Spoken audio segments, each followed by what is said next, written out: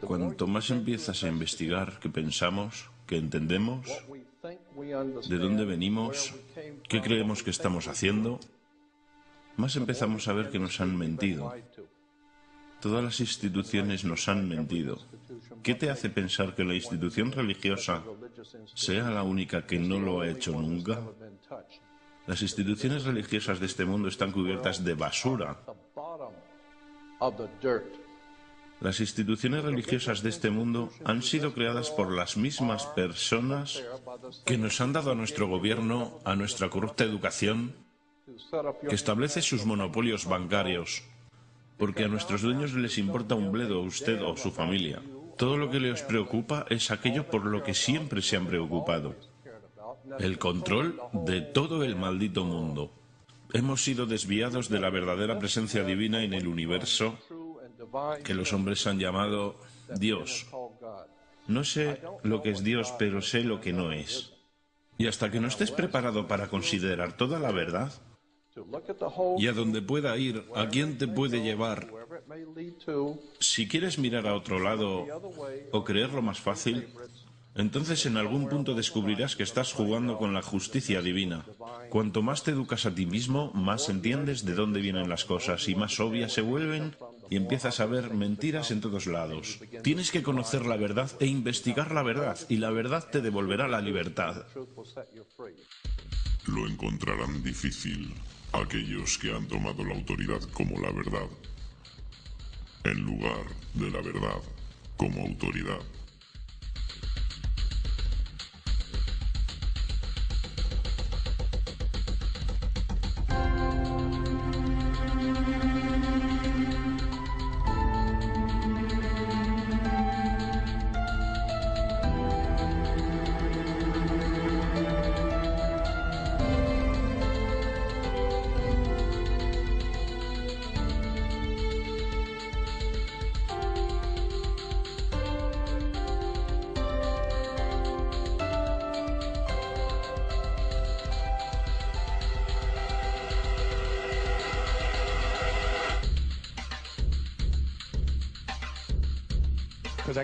Os tengo que decir la verdad. Cuando hablamos de tonterías, enormes, gigantescas sandeces, tenemos que observar sobrecogidos al campeón de todos los tiempos en falsas promesas y exageraciones: la religión. Piensa sobre esto. La religión ha logrado de veras convencer a la gente de que hay un hombre invisible que vive en el cielo, que observa todo lo que tú observas cada simple instante de cada día. Y el hombre invisible tiene una lista especial de 10 cosas que no quiere que hagas. Y si haces alguna de estas 10 cosas, tiene un sitio especial lleno de fuego y humo y personas que se queman y tortura y angustia, donde te enviará a vivir y sufrir y quemarte y ahogarte y gritar y llorar. Para siempre jamás, hasta el final de los tiempos. Pero te ama.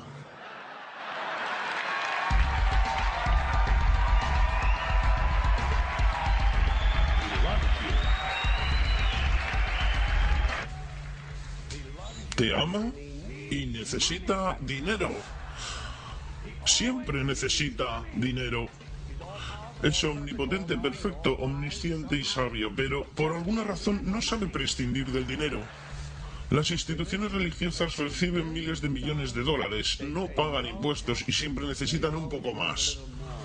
Por si querías una historia falsa de las buenas, aquí la tienes. Mentira sagrada.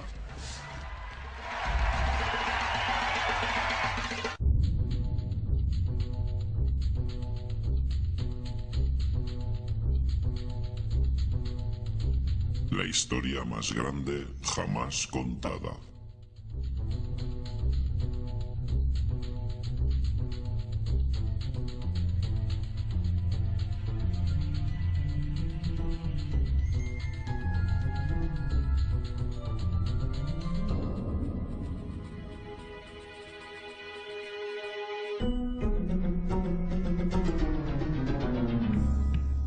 Este es el Sol.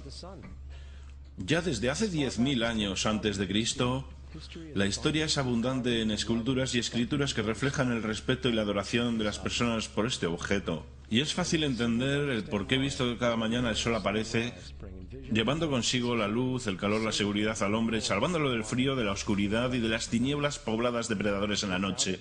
Sin ello, las antiguas culturas entendieron que las cosechas no crecerían y la vida sobre el planeta no habría sobrevivido.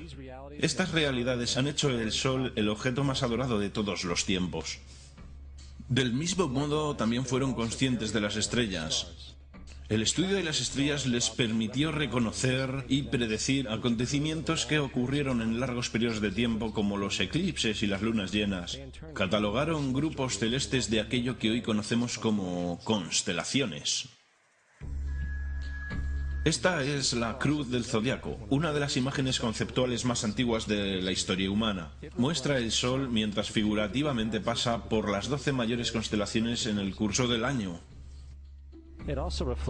También refleja los 12 meses del año, las 4 estaciones y los solsticios y equinoccios. El término zodiaco se debe al hecho de que las constelaciones fueron antropomórficas o personificadas como figuras o animales. Las antiguas civilizaciones no se limitaron solamente a seguir el sol y las estrellas, personificaron con mitos elaborados que reflejaron sus movimientos y relaciones. El sol, con sus calidades de portador de vida y salvador de vida, fue representado como representante del invisible creador o Dios. También fue conocido como Dios Sol, la luz del mundo, el salvador de la humanidad. Del mismo modo, las 12 constelaciones representaron los sitios que Dios Sol visitó y fueron identificados por el nombre, generalmente representando sucesos naturales que ocurrían durante este periodo del año. Por ejemplo, Acuario, el portador del agua que traía las lluvias primaverales.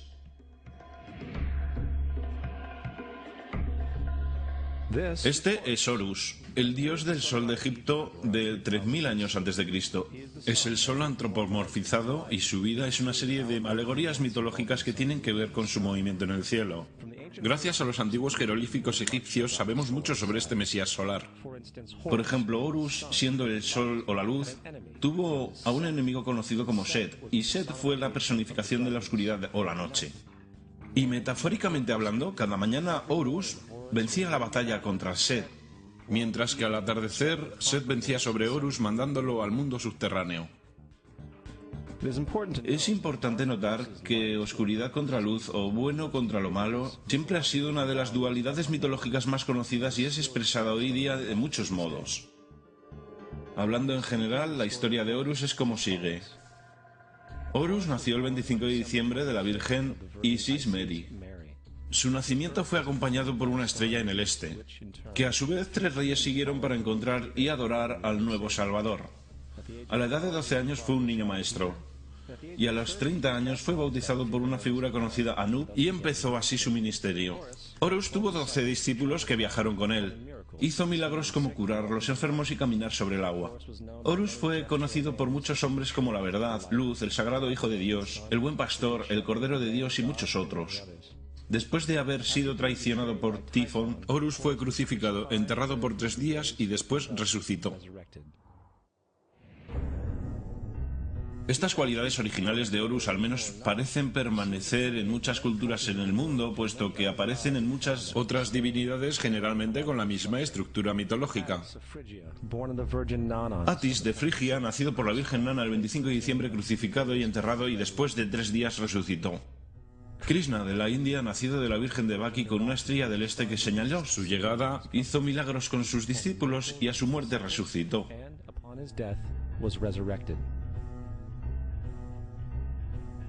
Dionisio de Grecia, nacido por una virgen el 25 de diciembre, fue un viajero maestro. Él hizo milagros como transformar agua en vino, fue llamado Rey de los Reyes, el único Hijo de Dios, el Alfa y el Omega, y muchos otros, y a su muerte fue resucitado.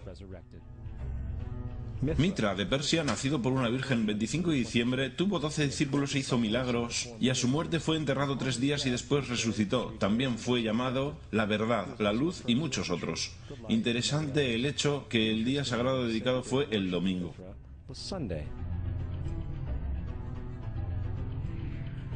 La evidencia es que ha habido numerosos salvadores en diferentes periodos en todo el mundo que tienen las mismas características. La pregunta que queda es, ¿por qué estas características? ¿Por qué nacidos de una virgen el 25 de diciembre? ¿Por qué muerto por 3 días e inevitablemente resucitado? ¿Por qué 12 discípulos?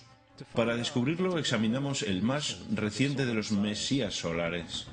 Jesucristo, nacido de la Virgen María el día 25 de diciembre en Belén.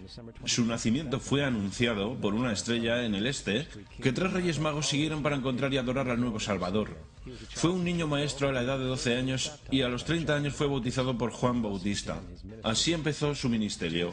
Jesús tuvo 12 discípulos con los que viajó haciendo milagros como curar a los enfermos, caminar sobre el agua, despertar a los muertos, y también fue reconocido como Rey de Reyes, el Hijo de Dios, la luz del mundo, el Alfa y el Omega, el Cordero de Dios.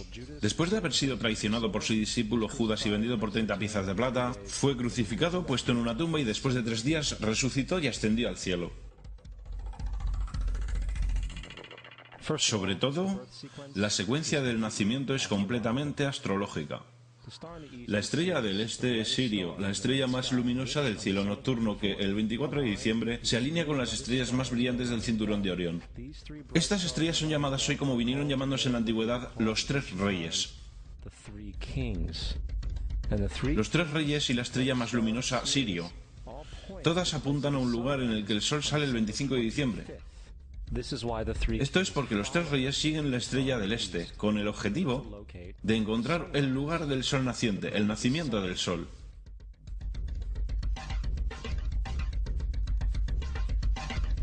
La Virgen María es la constelación Virgo. Virgo en latín significa virgen. El antiguo símbolo de Virgo es la M modificada. Esta es la razón por la que María, junto con las otras madres vírgenes como Mirra, la madre de Adonis, o Maya, la madre de Buda, empezaron con M. Virgo también es a veces llamado como la casa del pan, y la representación de Virgo es una virgen con un haz de trigo. Esta casa del pan y el símbolo del trigo representan agosto y septiembre, el tiempo de la recolección. Belén, además se traduce literalmente como casa del pan. Belén es por tanto una referencia a la constelación Virgo, un lugar en el cielo, no sobre la tierra. Hay otro fenómeno muy interesante que ocurre el día 25 de diciembre, el solsticio de invierno. Del solsticio veraniego al invernal los días se vuelven más cortos y fríos.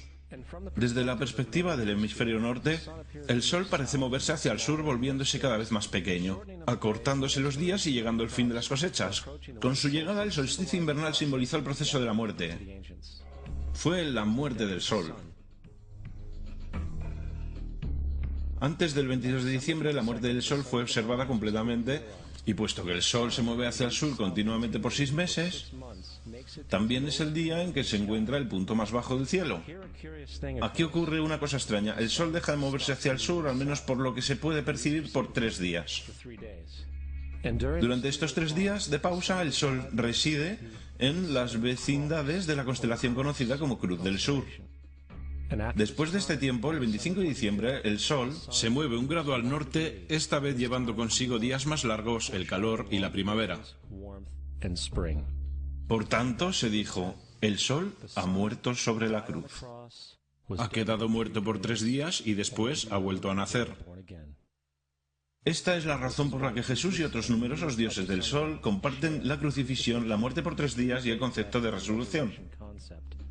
Es el periodo de transición después de que el Sol cambia de dirección hacia el hemisferio norte del planeta, llevando la primavera y la salvación.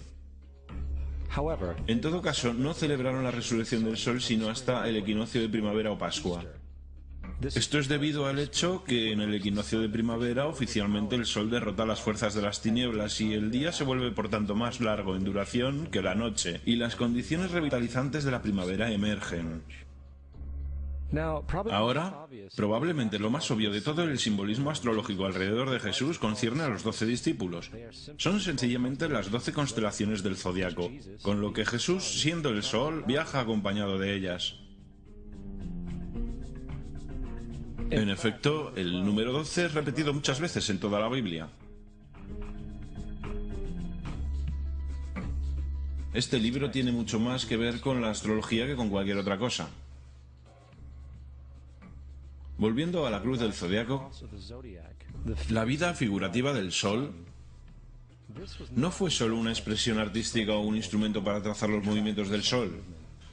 También fue un símbolo espiritual pagano, cuya versión simplificada parecía esto. Este no es un símbolo cristiano.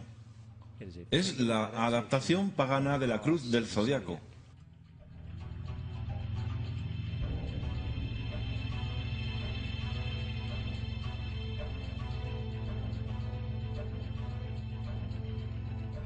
Es por esto que Jesús en el temprano arte oculto es mostrado siempre con su cabeza sobre la cruz.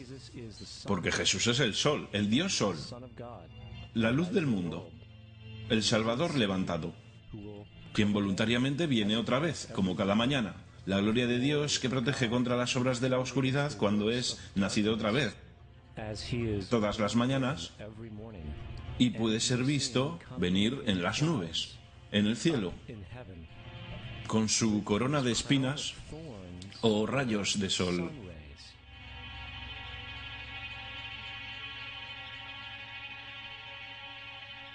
Ahora, de las muchas metáforas astrológicas astronómicas en la Biblia, una de las más importantes tiene que ver con las edades.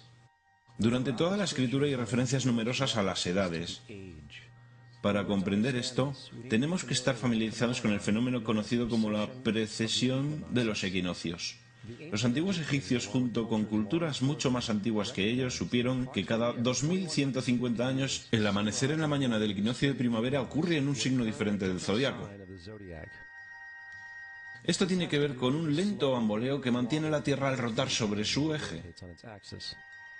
Es llamado precesión porque las constelaciones se van retrasando, en vez de atravesar el ciclo normal anual. La cantidad de tiempo que necesita la precesión para pasar por los 12 signos es aproximadamente de 25.765 años. Esto también es llamado el Gran Año, y las sociedades antiguas eran muy conscientes de esto. Hicieron referencia a cada periodo de 2150 años como una edad. Del 4300 al 2150 a.C. fue la edad de Tauro. De 2150 a un año después de Cristo fue la edad de Aries, el carnero. Desde el año 1 al 2150 después de Cristo, la edad de Piscis, la edad en la que estamos todavía hasta día de hoy. En el 2150 entraremos en una nueva edad, la edad de Acuario. Ahora, la Biblia refleja, hablando en general, un movimiento simbólico a través de 3 edades, mientras anuncia una cuarta.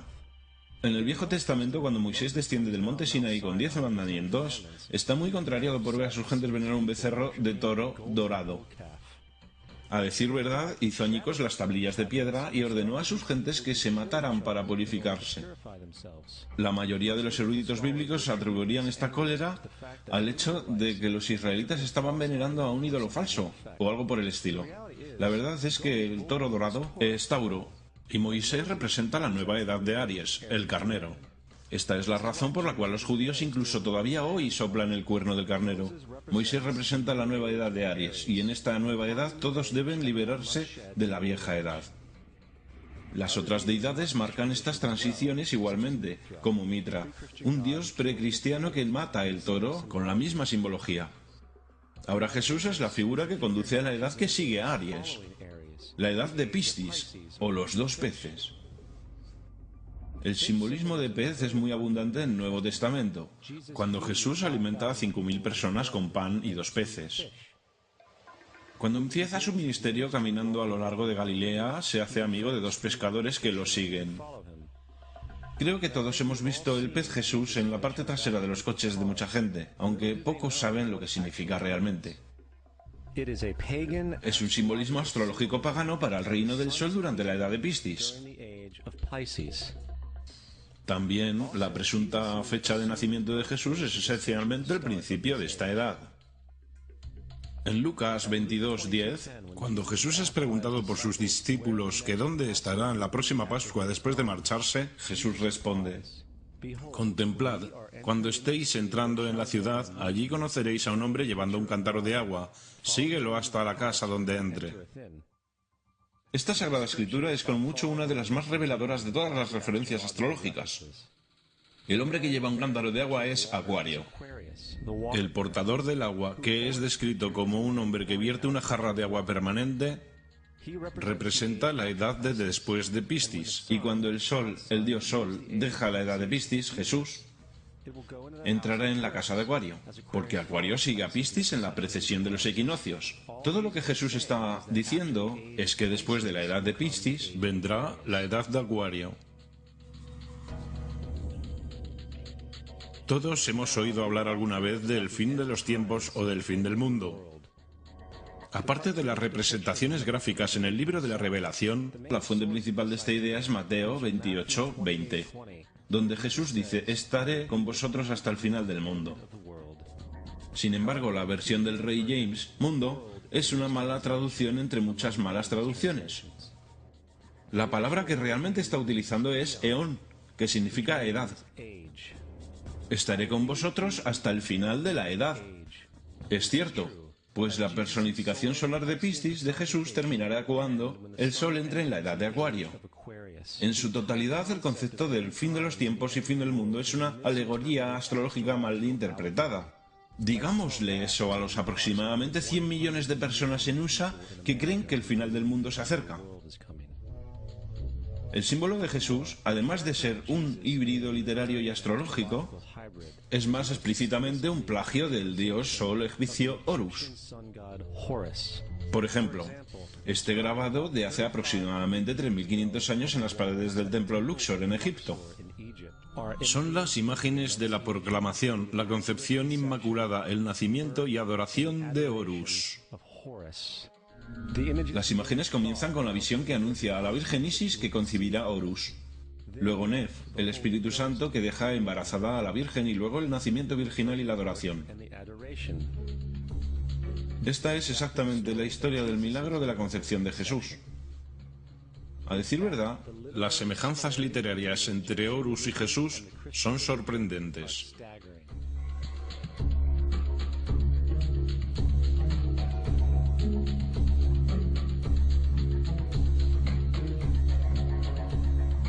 El plagio es continuo. La historia de Noé y el arca de Noé son tomadas directamente de la tradición.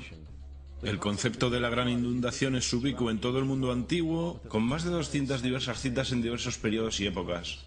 Sin embargo, llegamos a fuentes tan lejanas como la epopeya de Gilgamesh, de origen precristiano, escrito en 2600 a.C.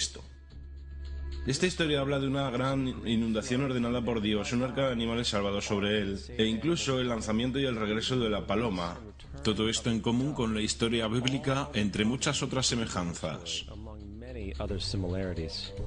Y luego hay una historia plagiada de Moisés. Sobre el nacimiento de Moisés se dice que fue puesto en una canasta y dejado a la deriva en un río para evitar el infanticidio. Después fue rescatado por una hija de la realeza y criado por ella como un príncipe. Esta historia del bebé en la canasta fue sacada directamente del mito de Sargón de Acadia, alrededor de 2250 a.C. Cuando nació Sargón fue puesto en una canasta para evitar el infanticidio y dejado a la deriva en un río. Fue rescatado y criado por Aquí, una reina matrona. Además, Moisés es conocido como el dador de ley, el dador de 10 mandamientos, la ley mosaica. Sin embargo, la idea de una ley que fue dada por Dios a un profeta sobre una montaña es también muy vieja. Moisés es solo un dador de ley en una larga línea de dadores de ley en una historia mitológica. En India, Mao fue el gran dador de ley. En Creta, Minos subió al monte Dicta, donde Zeus le dio las leyes sagradas. Mientras en Egipto estaba Mises, quien llevó tablas de piedra donde las leyes de Dios fueron escritas. Manu, Minos, Mises, Moisés. Y hasta los 10 mandamientos están sacados literalmente del hechizo 125 del libro de los muertos egipcio. En lo que en el libro de los muertos se leía: no he robado, se convirtió en no robarás; no he matado, se convirtió en no matarás; no he dicho las mentiras, se convirtió en no mentirás, etc. A decir verdad, la religión egipcia es la base fundamental de los principios de la teología judeocristiana. Bautismo, vida después de la muerte, sentencia definitiva, el alumbramiento virginal y la resurrección, la crucifixión, el arca de la alianza, la circuncisión, los salvadores, la sagrada comunión, la gran inundación, la Pascua, la Navidad, la Pascua de los judíos y mucho más, son todo atributos de ideas egipcias. Preceden al cristianismo y al judaísmo en mucho tiempo. San Justino, uno de los primeros historiadores y defensores del cristianismo, escribió: Cuando decimos que Jesucristo, nuestro Maestro, fue concebido sin una unión sexual, fue crucificado, murió, resucitó y ascendió a los cielos, no proponemos nada diferente a lo que creen los llamados hijos de Júpiter. En un escrito diferente, San Justino dijo: nacido de una virgen, acepte esto en común con lo que usted cree de Perseo. Es obvio que Justino y los primeros cristianos sabían lo similar que era el cristianismo de las religiones paganas. Sin embargo, Justino tenía una solución. En lo que a él se refería, el diablo lo hizo. El diablo tenía la previsión de anteponerse a Cristo y creó estas características en el mundo pagano. Cristianismo fundamentalista, fascinante. Estas personas creen que el mundo tiene en realidad 12.000 años. Yo le pregunté a uno de estos tipos, de acuerdo, fósiles de dinosaurio, y dijo, ¿fósiles de dinosaurio? Dios los puso ahí para probar nuestra fe.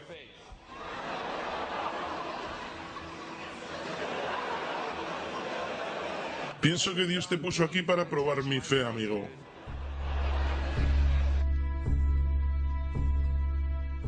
La Biblia no es nada más que un híbrido literario astroteológico, igual que todos los mitos religiosos antes que ella. A decir verdad, el aspecto de transferencia, desde las cualidades de un personaje a un nuevo personaje, se pueden encontrar en el mismo libro. En el Viejo Testamento está la historia de José. José era un prototipo para Jesús. José nació en un parto milagroso. Jesús nació en un parto milagroso. José tenía 12 hermanos. Jesús tenía 12 discípulos. José fue vendido por 20 piezas de plata. Jesús fue vendido por 30 piezas de plata. Hermano Judas sugiere la venta de José. Discípulo Judas sugiere la venta de Jesús. José empezó su trabajo a los 30 años. Jesús empezó su trabajo a los 30 años. Los paralelismos siguen sin parar.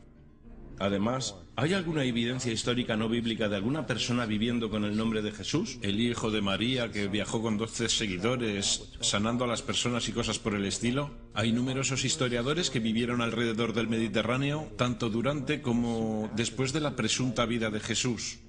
¿Cuántos de estos historiadores documentan esta figura? Ni uno. Sin embargo, esto no quiere decir que los defensores del Jesús histórico no hayan reclamado lo contrario.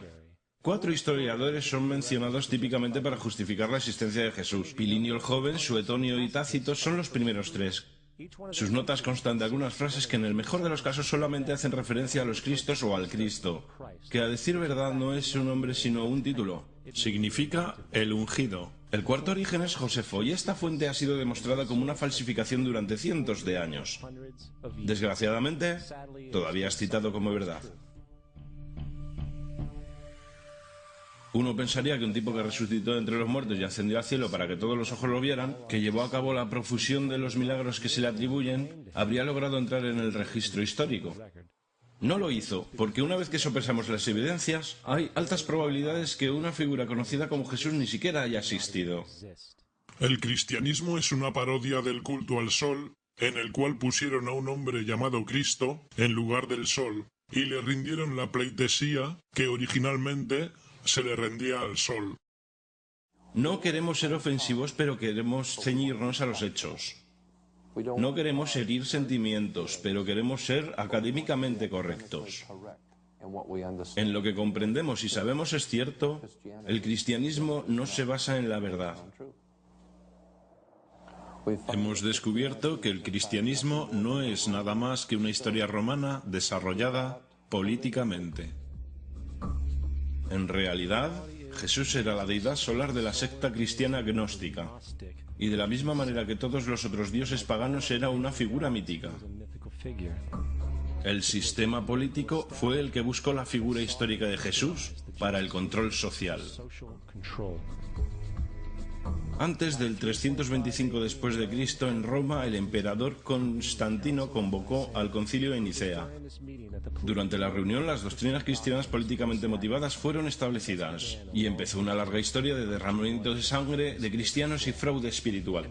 Y durante los siguientes 1600 años, el Vaticano dominó políticamente toda Europa, conduciendo tanto a periodos fáciles como a las edades oscuras, al mismo tiempo que condujo a movimientos instructivos como las cruzadas y la Inquisición.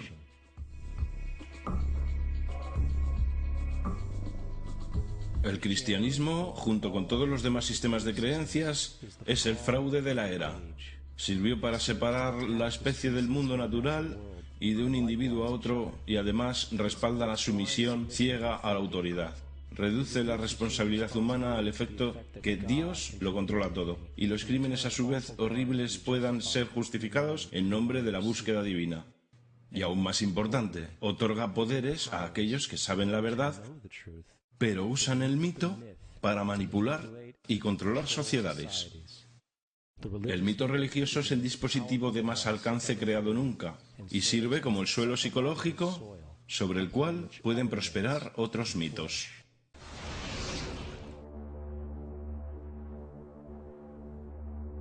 Un mito es una idea que, aun siendo popularmente creída, es falsa. En un sentido más profundo, en el sentido religioso, el mito sirve como una historia que orienta y conmueve a la gente. El foco del mito no es una relación de la historia con la realidad, sino con su función. Una historia no puede funcionar a menos que sea creída por la comunidad o la nación. No es un tema de debate que algunos tengan el mal gusto de cuestionar la veracidad de tal historia sagrada. Los guardianes de la fe no entran en debate con ellos. Ignoran o denuncian como blasfemo al que lo cuestione. Es erróneo, blasfemo y pecaminoso que sugiera, insinúe o ayude a otras personas a llegar a la conclusión que el gobierno de USA haya matado a 3.000 de sus propios ciudadanos.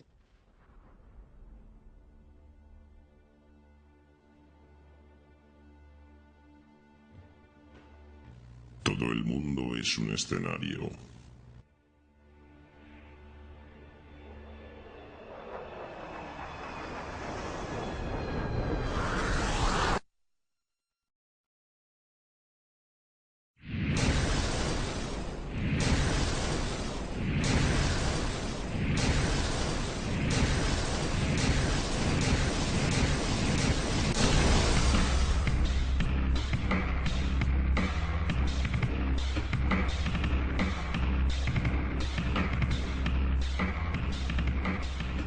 Como si un equipo de demolición lo hubiera volado. Como cuando se demole un edificio viejo, como cuando un edificio viejo está siendo dinamitado a propósito y volado. Cualquiera que alguna vez ha visto un edificio siendo demolido a propósito sabe que si uno va a hacer esto, tiene que llegar hasta la subinfraestructura del edificio para poder demolerlo. La forma en que esta estructura está colapsando es algo que fue planeado. No es accidental que la primera torre haya colapsado y la segunda torre haya colapsado de la misma forma. ¿Cómo lograron esto? No lo sabemos. El edificio se transformó en polvo. No encuentras un escritorio, una silla, no encuentras un teléfono, una computadora. La pieza más grande de un teléfono que encontré era la mitad del teclado. Era así de grande. ¿Qué pasó con el hormigón? El hormigón fue pulverizado de río a río. Este polvo, 2 o 3 pulgadas de ancho. El hormigón fue simplemente pulverizado. Todos hemos visto varias veces en televisión cuando un edificio es destruido intencionadamente con explosivos para derrumbarlo. Es como si tuvieran detonadores dispuestos para detonar el edificio. ¡Bum, bum, bum, bum! Escuché una explosión secundaria. Fue una explosión muy fuerte. Hubo una explosión secundaria y luego el correspondiente colapso. Cerca de explotar y tumbó a todos los demás. Para mí sonó como una explosión. Sonó como disparos, bam, bam, bam, y de repente 3 explosiones tremendas. Escuchamos una gran explosión que bajaba. Y entonces la parte superior del edificio simplemente explotó. Vimos algún tipo de explosión. Por la fuerza de la explosión. Una gran explosión. Fuimos para el 8º piso y... Pero cuando llegamos al lobby, esta gran explosión hizo... El lobby lucía como si una bomba hubiese explotado allí. Been a huge explosion that we all heard and felt. We just witnessed some kind of follow-up explosion. We heard a very loud blast explosion. And a secondary explosion at Tower 1 camp. That is another bomb going off. He thinks that there were actually devices that were planted in the building.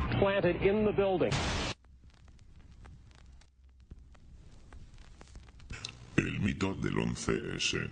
19 secuestradores dirigidos por Osama Bin Laden secuestraron 4 aviones comerciales con navajas y, evadiendo el sistema de defensa aéreo, alcanzaron el 75% de sus objetivos. Las torres del World Trade Center colapsaron planta sobre planta debido a un fallo estructural causado por el fuego, mientras que el avión que alcanzó al Pentágono se evaporó en el impacto.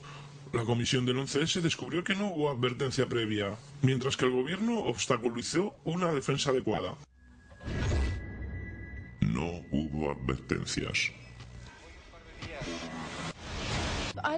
No creo que nadie hubiera podido predecir que trataran de usar un avión como un misil. Nadie en nuestro gobierno, al menos. No creo que el gobierno anterior hubiera podido prever que volaran aviones contra edificios. No hubo amenazas involucrando operaciones domésticas reales, implicando obviamente lo que sucedió, las ciudades, las aerolíneas, etc.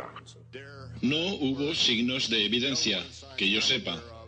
USA Today reporta que en los 2 años anteriores a los ataques del 11 de septiembre, NORAD condujo ejercicios usando aviones secuestrados como armas. Y un objetivo eran las torres del World Trade Center. Esta es la tapa del Manual de Respuesta de FEMA, 1997. La operación Mascal, octubre del 2000, simuló un avión estrellándose en el Pentágono. En documentos confidenciales de las Filipinas obtenidos por la CNN, el plan era claro. Se abordaría algún avión comercial americano y se estrellaría en las oficinas principales de la CIA. Otros edificios que fueron objetivos, el Pentágono y el World Trade Center. George Tenet decía que la seguridad y el contraterrorismo estaban titilando en rojo. Y las advertencias de un ataque inminente eran tan severas que algo dramático debería haberse hecho. En su lugar, el presidente de Estados Unidos se tomó un mes de vacaciones.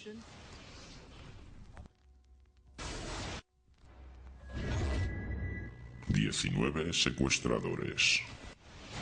Mahmoud Ahmed, la cabeza de la inteligencia pakistaní ISI, le pidió a Omar Sheikh que transfiera $100.000 a Mohammed Atta, quien era el secuestrador jefe.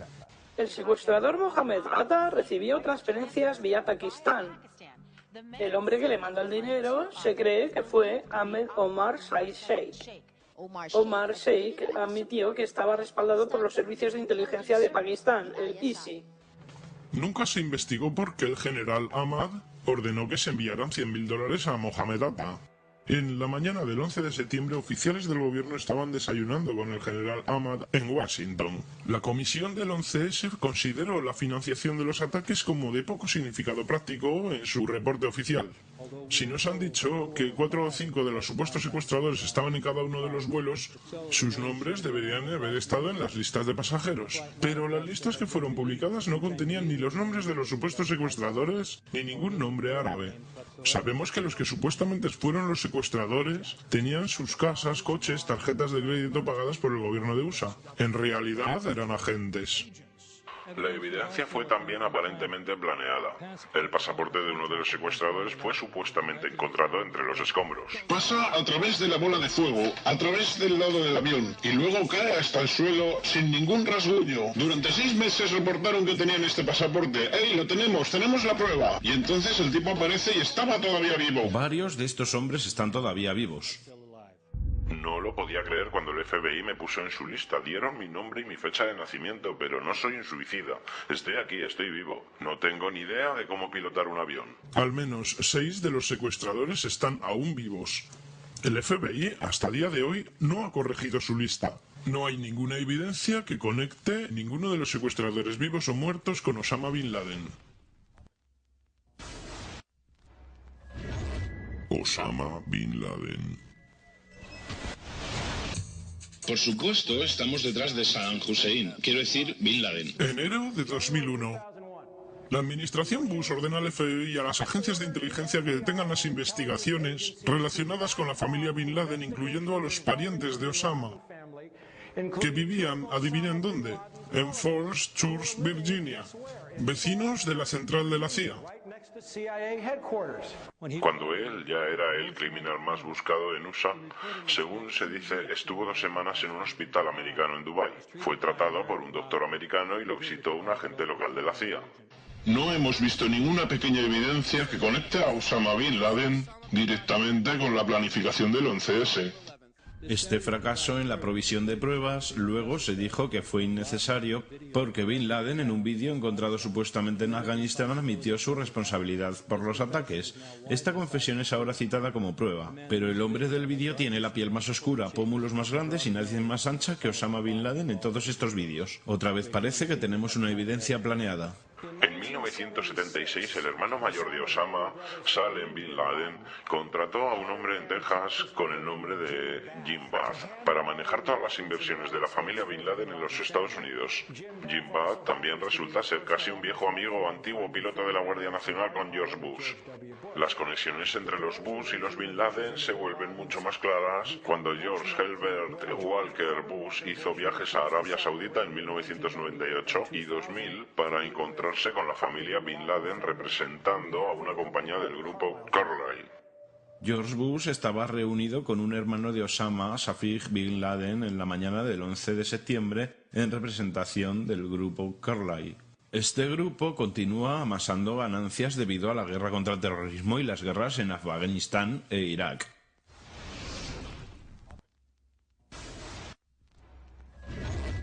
El Pentágono. ¿Cómo puede alguien volar un avión de 60 toneladas, 38 metros de ancho y 13 metros de alto a través de este camino de obstáculos? Antes de chocar con el Pentágono, realizó un giro de 270 grados hacia abajo en espiral y, sin embargo, Hani Hanjour era conocido por ser un terrible piloto que no podía volar ni siquiera un avión pequeño. Uno de los empleados de la escuela de vuelo dijo que a él no le importaba el hecho de que no pudiera aprobar el curso. Me sorprende que haya podido volar hasta el Pentágono. No podía volar en absoluto. No hay asientos, no hay cuerpos, no hay equipaje, solo ladrillos y piedra caliza. La explicación oficial es que el intenso calor del combustible vaporizó por completo el avión. El vuelo 77 tenía dos motores Rolls-Royce de 6 toneladas cada uno. Es científicamente imposible que estas toneladas de acero y titanio fueran vaporizadas por el combustible del avión. Nos han dicho que los cuerpos pudieron ser identificados, ya sea por sus huellas o por su ADN. ¿Qué clase de fuego puede haber evaporado aluminio y acero templado y sin embargo dejar intactos restos humanos? De mi inspección de cerca, digo que no hay evidencia que un avión haya impactado en ningún lugar cercano al Pentágono. Y como dije, los restos que se pueden ver son lo suficientemente pequeños como para ser levantados con la mano. Poco después del ataque, agentes del gobierno recogieron escombros y se los llevaron. Después, todo el área fue cubierta con polvo y grava, de modo que la poca evidencia forense que hubiera quedado fue cubierta. Los vídeos de las cámaras de seguridad que mostraban que era lo que realmente había impactado en el Pentágono fueron inmediatamente confiscados por agentes del FBI. El Departamento de Justicia hasta el día de hoy se ha negado a publicarlos. Si estos vídeos probaran que el Pentágono fue realmente golpeado por un 757, la mayoría de nosotros asumimos que el gobierno los haría públicos.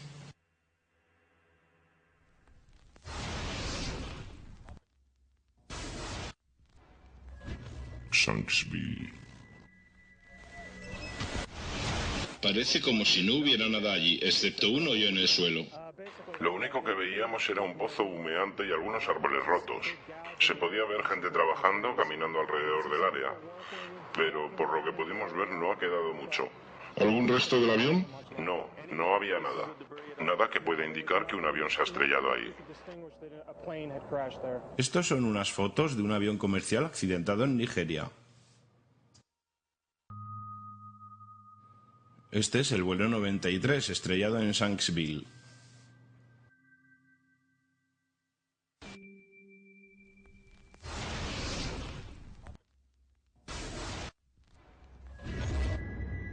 Las torres del World Trade Center. De acuerdo con la teoría, el fuego, aunque no derritió el acero, lo calentó lo suficiente para causar que los pisos debilitados por los choques de los aviones se soltaran de las columnas de acero, lo que causó una reacción en cadena. Lo que esperarías ver con esa teoría, que es la teoría oficial, sería una montaña de pisos apilados unos encima de otros, y en el medio un grupo de columnas del núcleo todavía en pie. El núcleo de las torres gemelas consistía en 47 gruesas columnas de acero. Si los pisos se hubieran soltado de ellas, las columnas todavía estarían en pie unos 300 metros hacia el cielo. Los aviones alemanes no cortaron todas las columnas centrales. Diseñamos los edificios para soportar un impacto de un Boeing 707 chocando en el edificio en cualquier punto. El edificio podía resistir probablemente varios impactos de aviones de línea. El avión entró dentro de los edificios. Entonces, ¿usted dice que los edificios fueron diseñados para resistir un agujero como ese y todavía permanecer en pie? Si se soltara una bola de billar desde la cima del World Trade Center a 110 pisos, tardaría de 8 a 10 segundos en llegar al suelo si no encontrara absolutamente ninguna resistencia. Las Torres Gemelas cayeron a una velocidad cercana a la de la caída libre. 200.000 toneladas de acero se deshicieron y explotaron hacia afuera en un radio de 150 metros. Esto significa que los pisos se destruyeron a razón de 10 pisos por segundo. No hay una razón en la teoría oficial que explique la velocidad de caída libre del edificio. ¿Qué es lo que puede hacer eso? ¿Qué es lo que puede mover una masa semejante? Explosivos.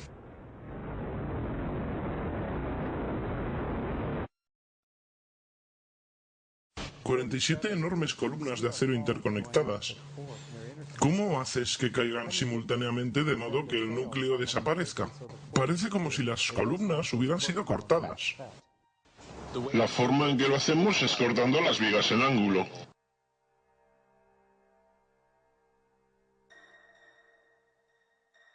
Así estaban las columnas del núcleo después del colapso. Nótese la forma del corte y el metal derretido. Comencé a pensar en el metal derretido.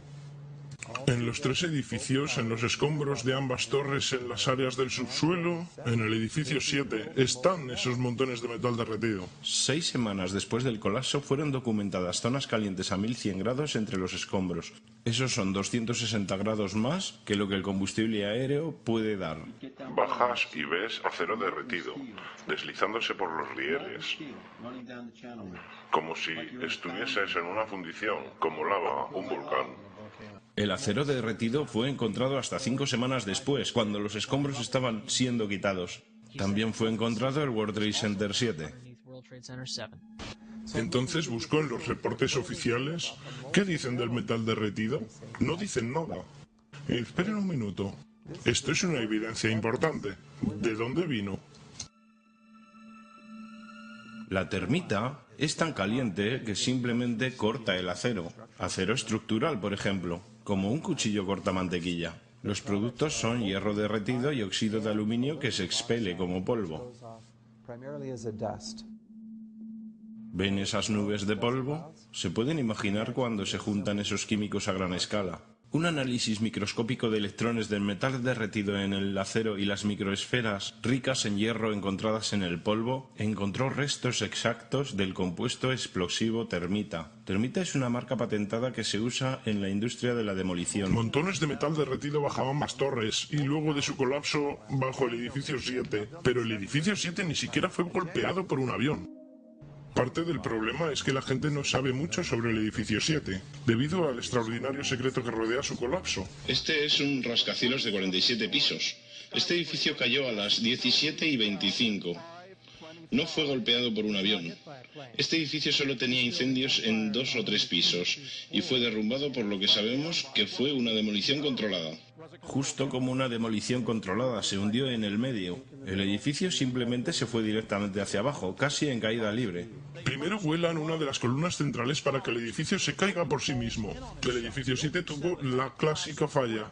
Sus columnas centrales fueron voladas primero, de tal modo que no sufrieron daños estructurales los edificios que se encontraban a algunos metros de él. La explicación del gobierno a los 3 colapsos fue el fuego. Nunca antes o después del 11S, ningún edificio colapsó a causa del fuego. Las características del colapso de los edificios 1, 2 y 7 del World Trade Center encajan exactamente en el modelo de demolición controlada. Mencioné las explosiones bajo el sótano que ocurrieron segundos antes del choque del primer avión. Nuestra oficina estaba en el nivel B1. Estaba hablando con el supervisor a las 8:46.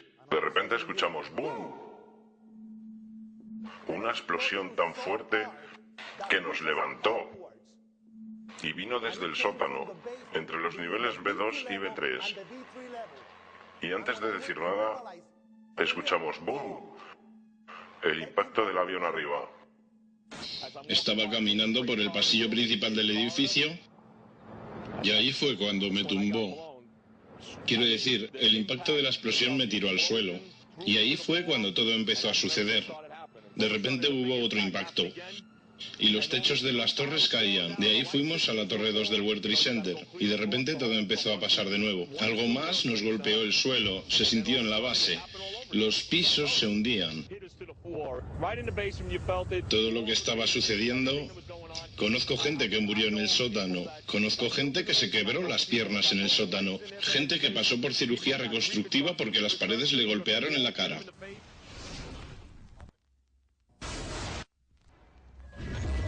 NORAD, Sistema de Defensa Aérea de Estados Unidos. De acuerdo a los procedimientos operacionales estándar, si un controlador de vuelo del FAA nota algo que sugiera un posible secuestro, el controlador contactaría con sus superiores. Si el problema no se soluciona en aproximadamente un minuto, los superiores llaman al NORAD para que manden aviones de combate de aceptar para que averigüen qué sucede. NORAD llama a la base de fuerza aérea más cercana que tenga aviones en alerta. Generalmente las intercepciones se hacen dentro de los 10 minutos desde el aviso, pero en este caso, más de 80 minutos pasaron antes de que los aviones despegaran. Es una anomalía increíble. Ningún avión de la Fuerza Aérea mueve una rueda hasta que es muy tarde. No hay ningún avión. ¿Y si hubieran estado tan confundidos a propósito que no pudieron responder? La razón por la que no sabían a dónde ir fue porque una cantidad de conflictivos ejércitos de juegos de guerra estaban desarrollándose. Incluían la aparición de puntos falsos en el radar bajo las pantallas de los radares del sector noreste de defensa aérea.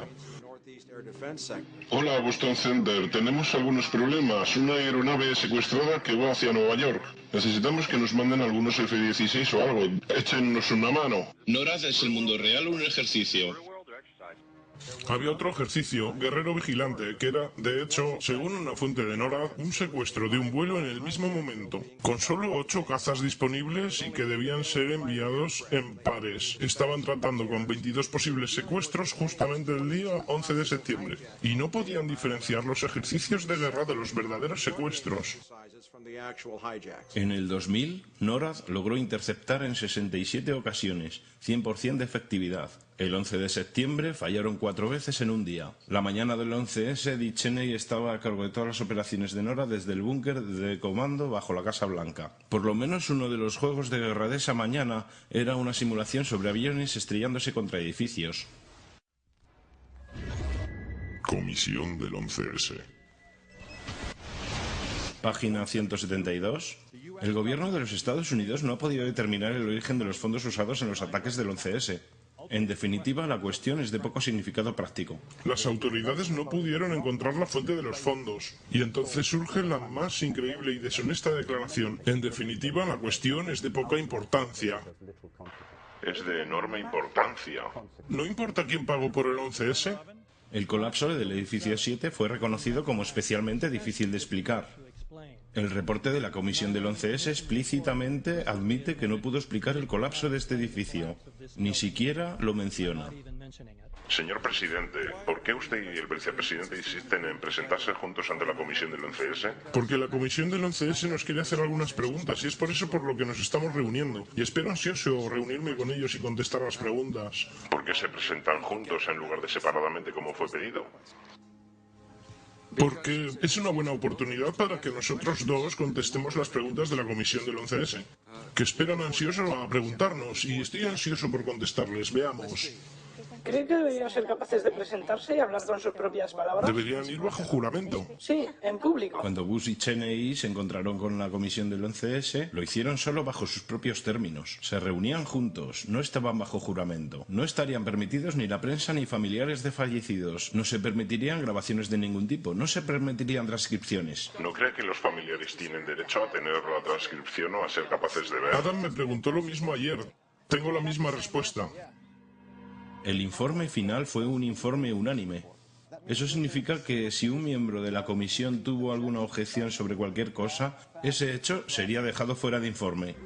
Descubrimos que él no solo sirvió en el equipo de transición de la administración Bush, sino que fue la persona que escribió el borrador del memorando para la organización del Consejo de Seguridad Nacional de la administración Bush. Él es quien escribió sobre la estrategia de los ataques preventivos que fue usada para la guerra de Irak, y también es amigo personal de Condoleezza Rice. Queremos que renuncie. Literalmente no hay nada en el informe del 11S que la administración Bush no haya aprobado. Podemos entender, por tanto, que la comisión bajo el liderazgo de Kelly-Lowe hubiese ignorado toda evidencia que hubiera apuntado a la verdad. Que el 11S fue una operación de bandera falsa y que permitió la autorización de doctrinas y fondos necesarios para un nuevo nivel de movilización imperial.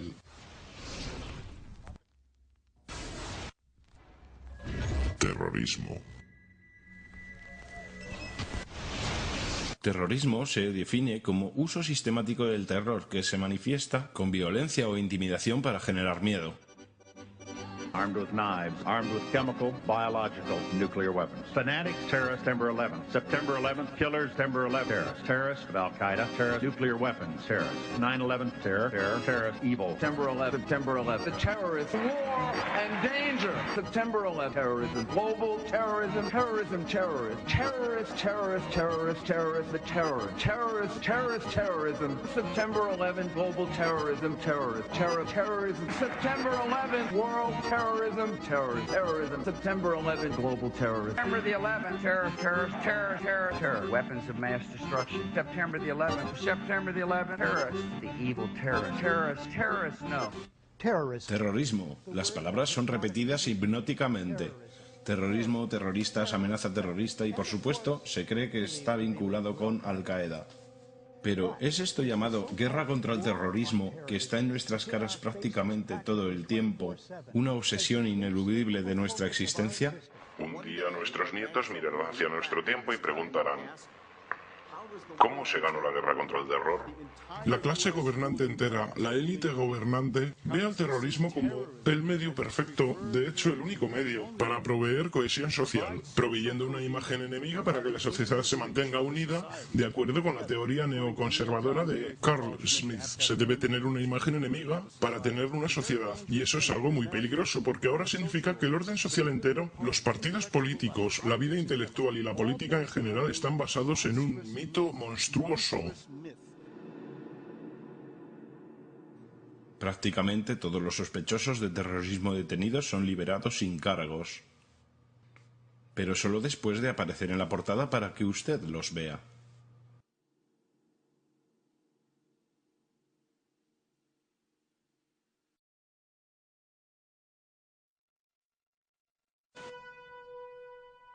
Terrorismo.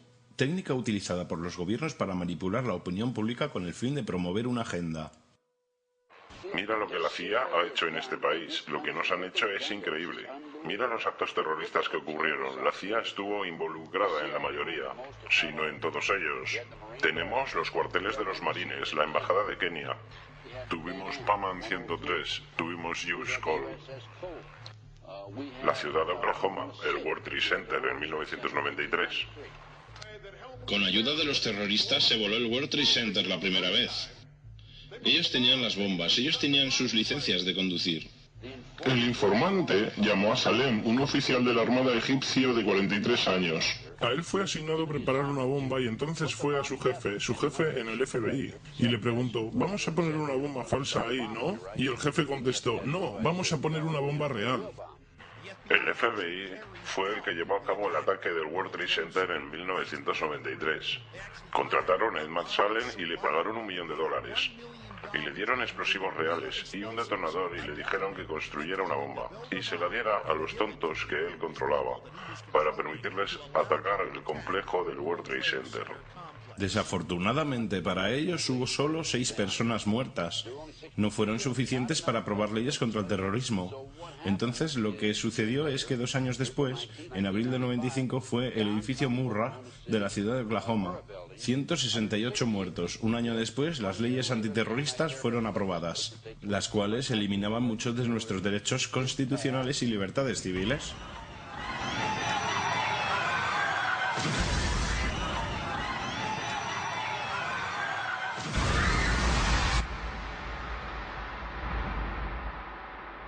Tres trenes y un autobús fueron explotados, matando a 56 personas.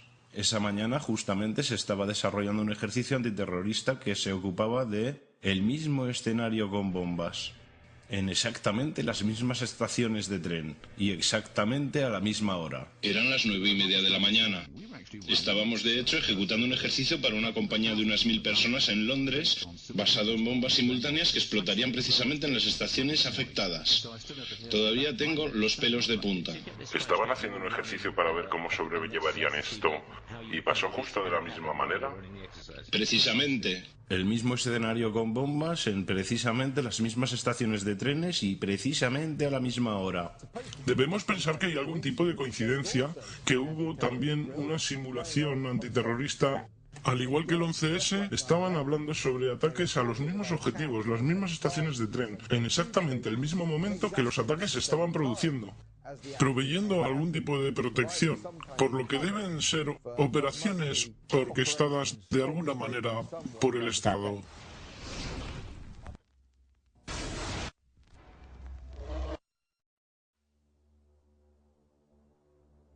La verdad del 11S. Componentes criminales de dentro del gobierno de los Estados Unidos realizaron un ataque bandera falsa sobre sus propios ciudadanos para inducir a la opinión pública a que apoye su agenda. Han estado haciendo esto por años. 11S fue un trabajo interno. Estoy horrorizado de la cantidad de gente en este país que no piensa. Se supone que tenemos que entender que hay un tipo árabe allá en las montañas que financió el ataque más elaborado a este país. ¿Piensan realmente que unas personas metidas en una cueva pudieron ser capaces de detener al NORAD? ¿Piensan realmente que unas personas en una cueva fueron capaces de hacer que todo esto sucediera? Cuando pienso en cuántos americanos han sido asesinados en Nueva York, y creyendo como creo que esto fue planeado, esta es una operación que los nazis utilizaron una y otra vez. América ha sido engañada una vez más. No hace falta decirles que las cosas están mal. Todo el mundo sabe que están mal. El dólar cuesta menos, los bancos están quebrando, los vendedores guardan un arma bajo el mostrador, los delincuentes reinan en las calles y no hay nadie en ningún sitio que sepa qué hacer, no hay fin para eso. Sabemos que el aire no es apto para respirarlo y que la comida no es apta para ser comida. Nos sentamos frente a la tele mientras algún locutor nos dice que ha habido 15 homicidios, 63 crímenes violentos, como si fuera algo normal. Pero nosotros sabemos que está mal, es una locura, es como si todo en todas partes estuviera enloqueciendo. Así que no salimos más, nos quedamos sentados en nuestra casa y lentamente el mundo en el que vivimos se vuelve más pequeño y todo lo que decimos es por favor, al menos déjennos tranquilos en nuestra sala de estar. Déjenme tener mi tostadora, mi tele, mi radio y no diré nada, solo déjennos tranquilos. Bueno, no quiero dejaros tranquilos, quiero haceros enojar. No quiero que protesten, no quiero que escriban a los miembros del Congreso porque no sé qué decirles que escriban. No sé qué hacer con la depresión, la inflación, los rusos, el crimen en las calles. Todo lo que sé es que primero deben enojarse. Tienen que decir, soy un ser humano, maldita sea. Mi vida tiene valor.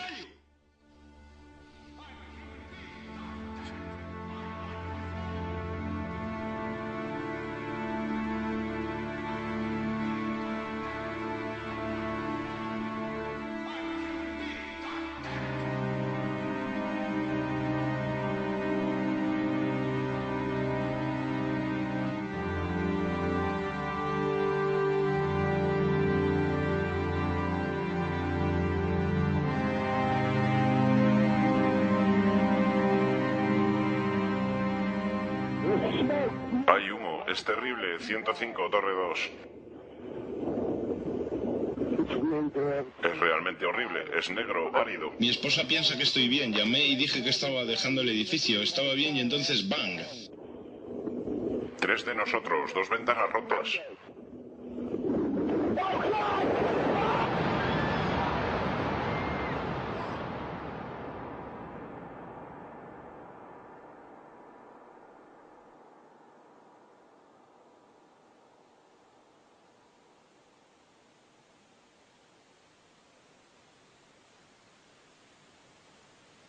Interrumpimos este programa para un mensaje del presidente.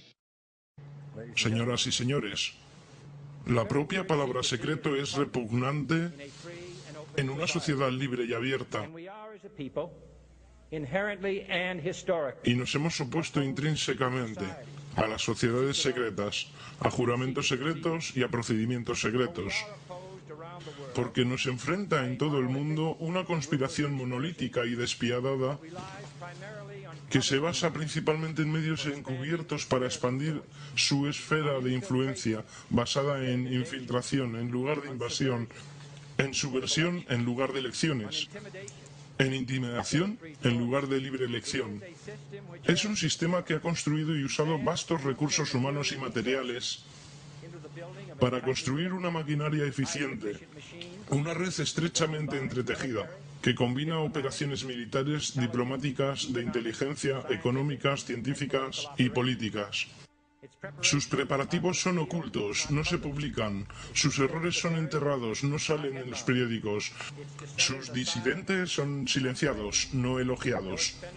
No se cuestionan los gastos, no se revelan los secretos.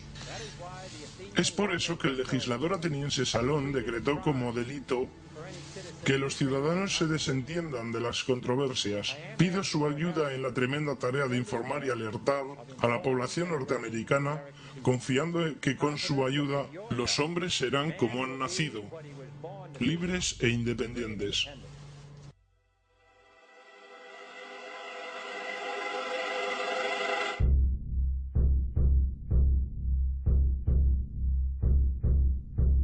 No prestes atención a los hombres detrás de la cortina.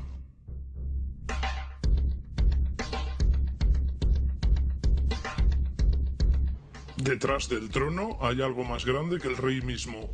El mundo está gobernado por personajes muy distintos de lo que imaginan los que no están detrás de la escena. La verdad es que un grupo de los grandes centros financieros es dueño del gobierno desde los días de Andrew Jackson.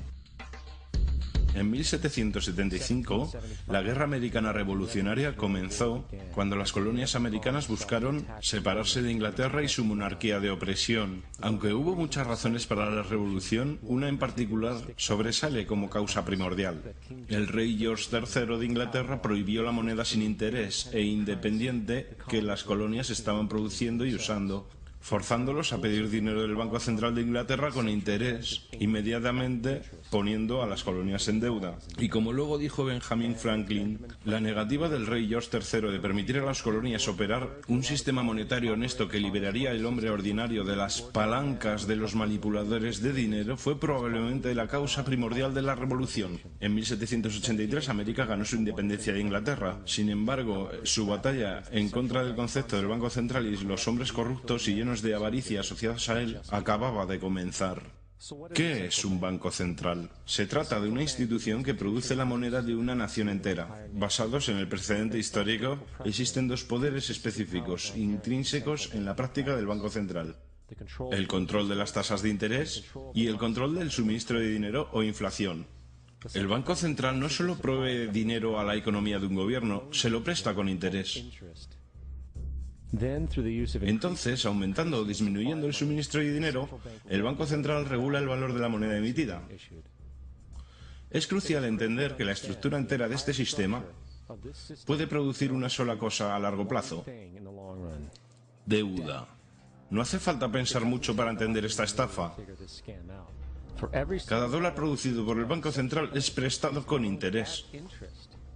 Esto significa que cada dólar producido es realmente un dólar, más un cierto porcentaje de deuda basado en este dólar.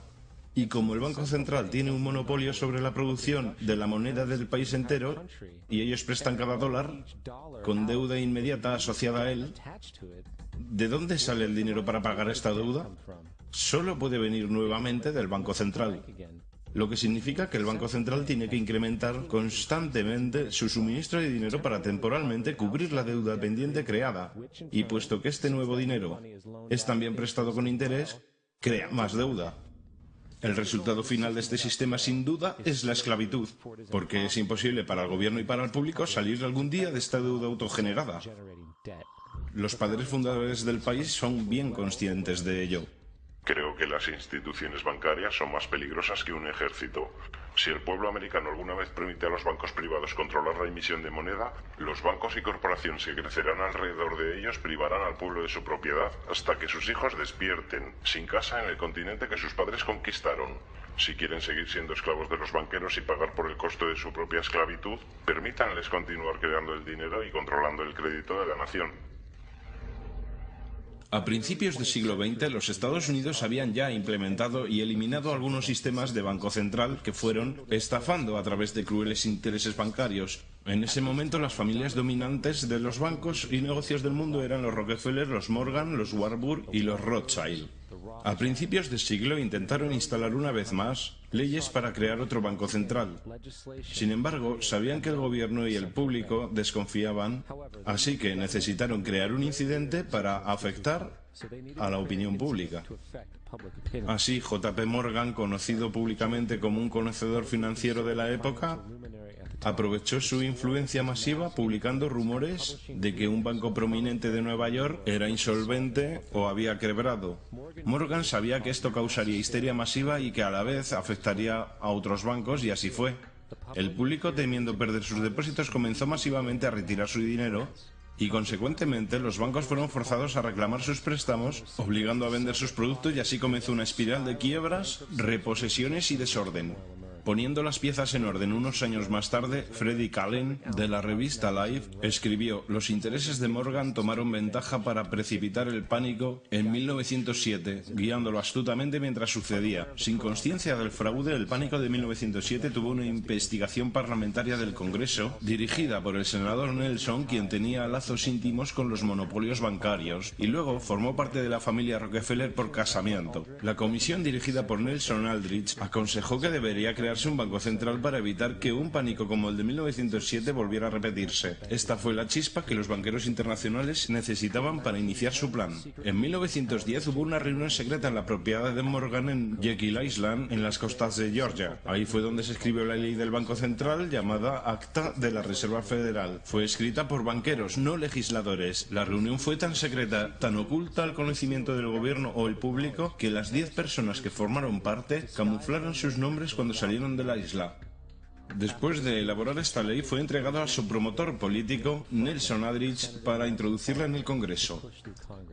Y en 1913, con fuerte patrocinio político de parte de los banqueros, Woodrow Wilson fue presidente, habiendo ya aceptado firmar el Acta de la Reserva Federal a cambio de apoyo en su campaña.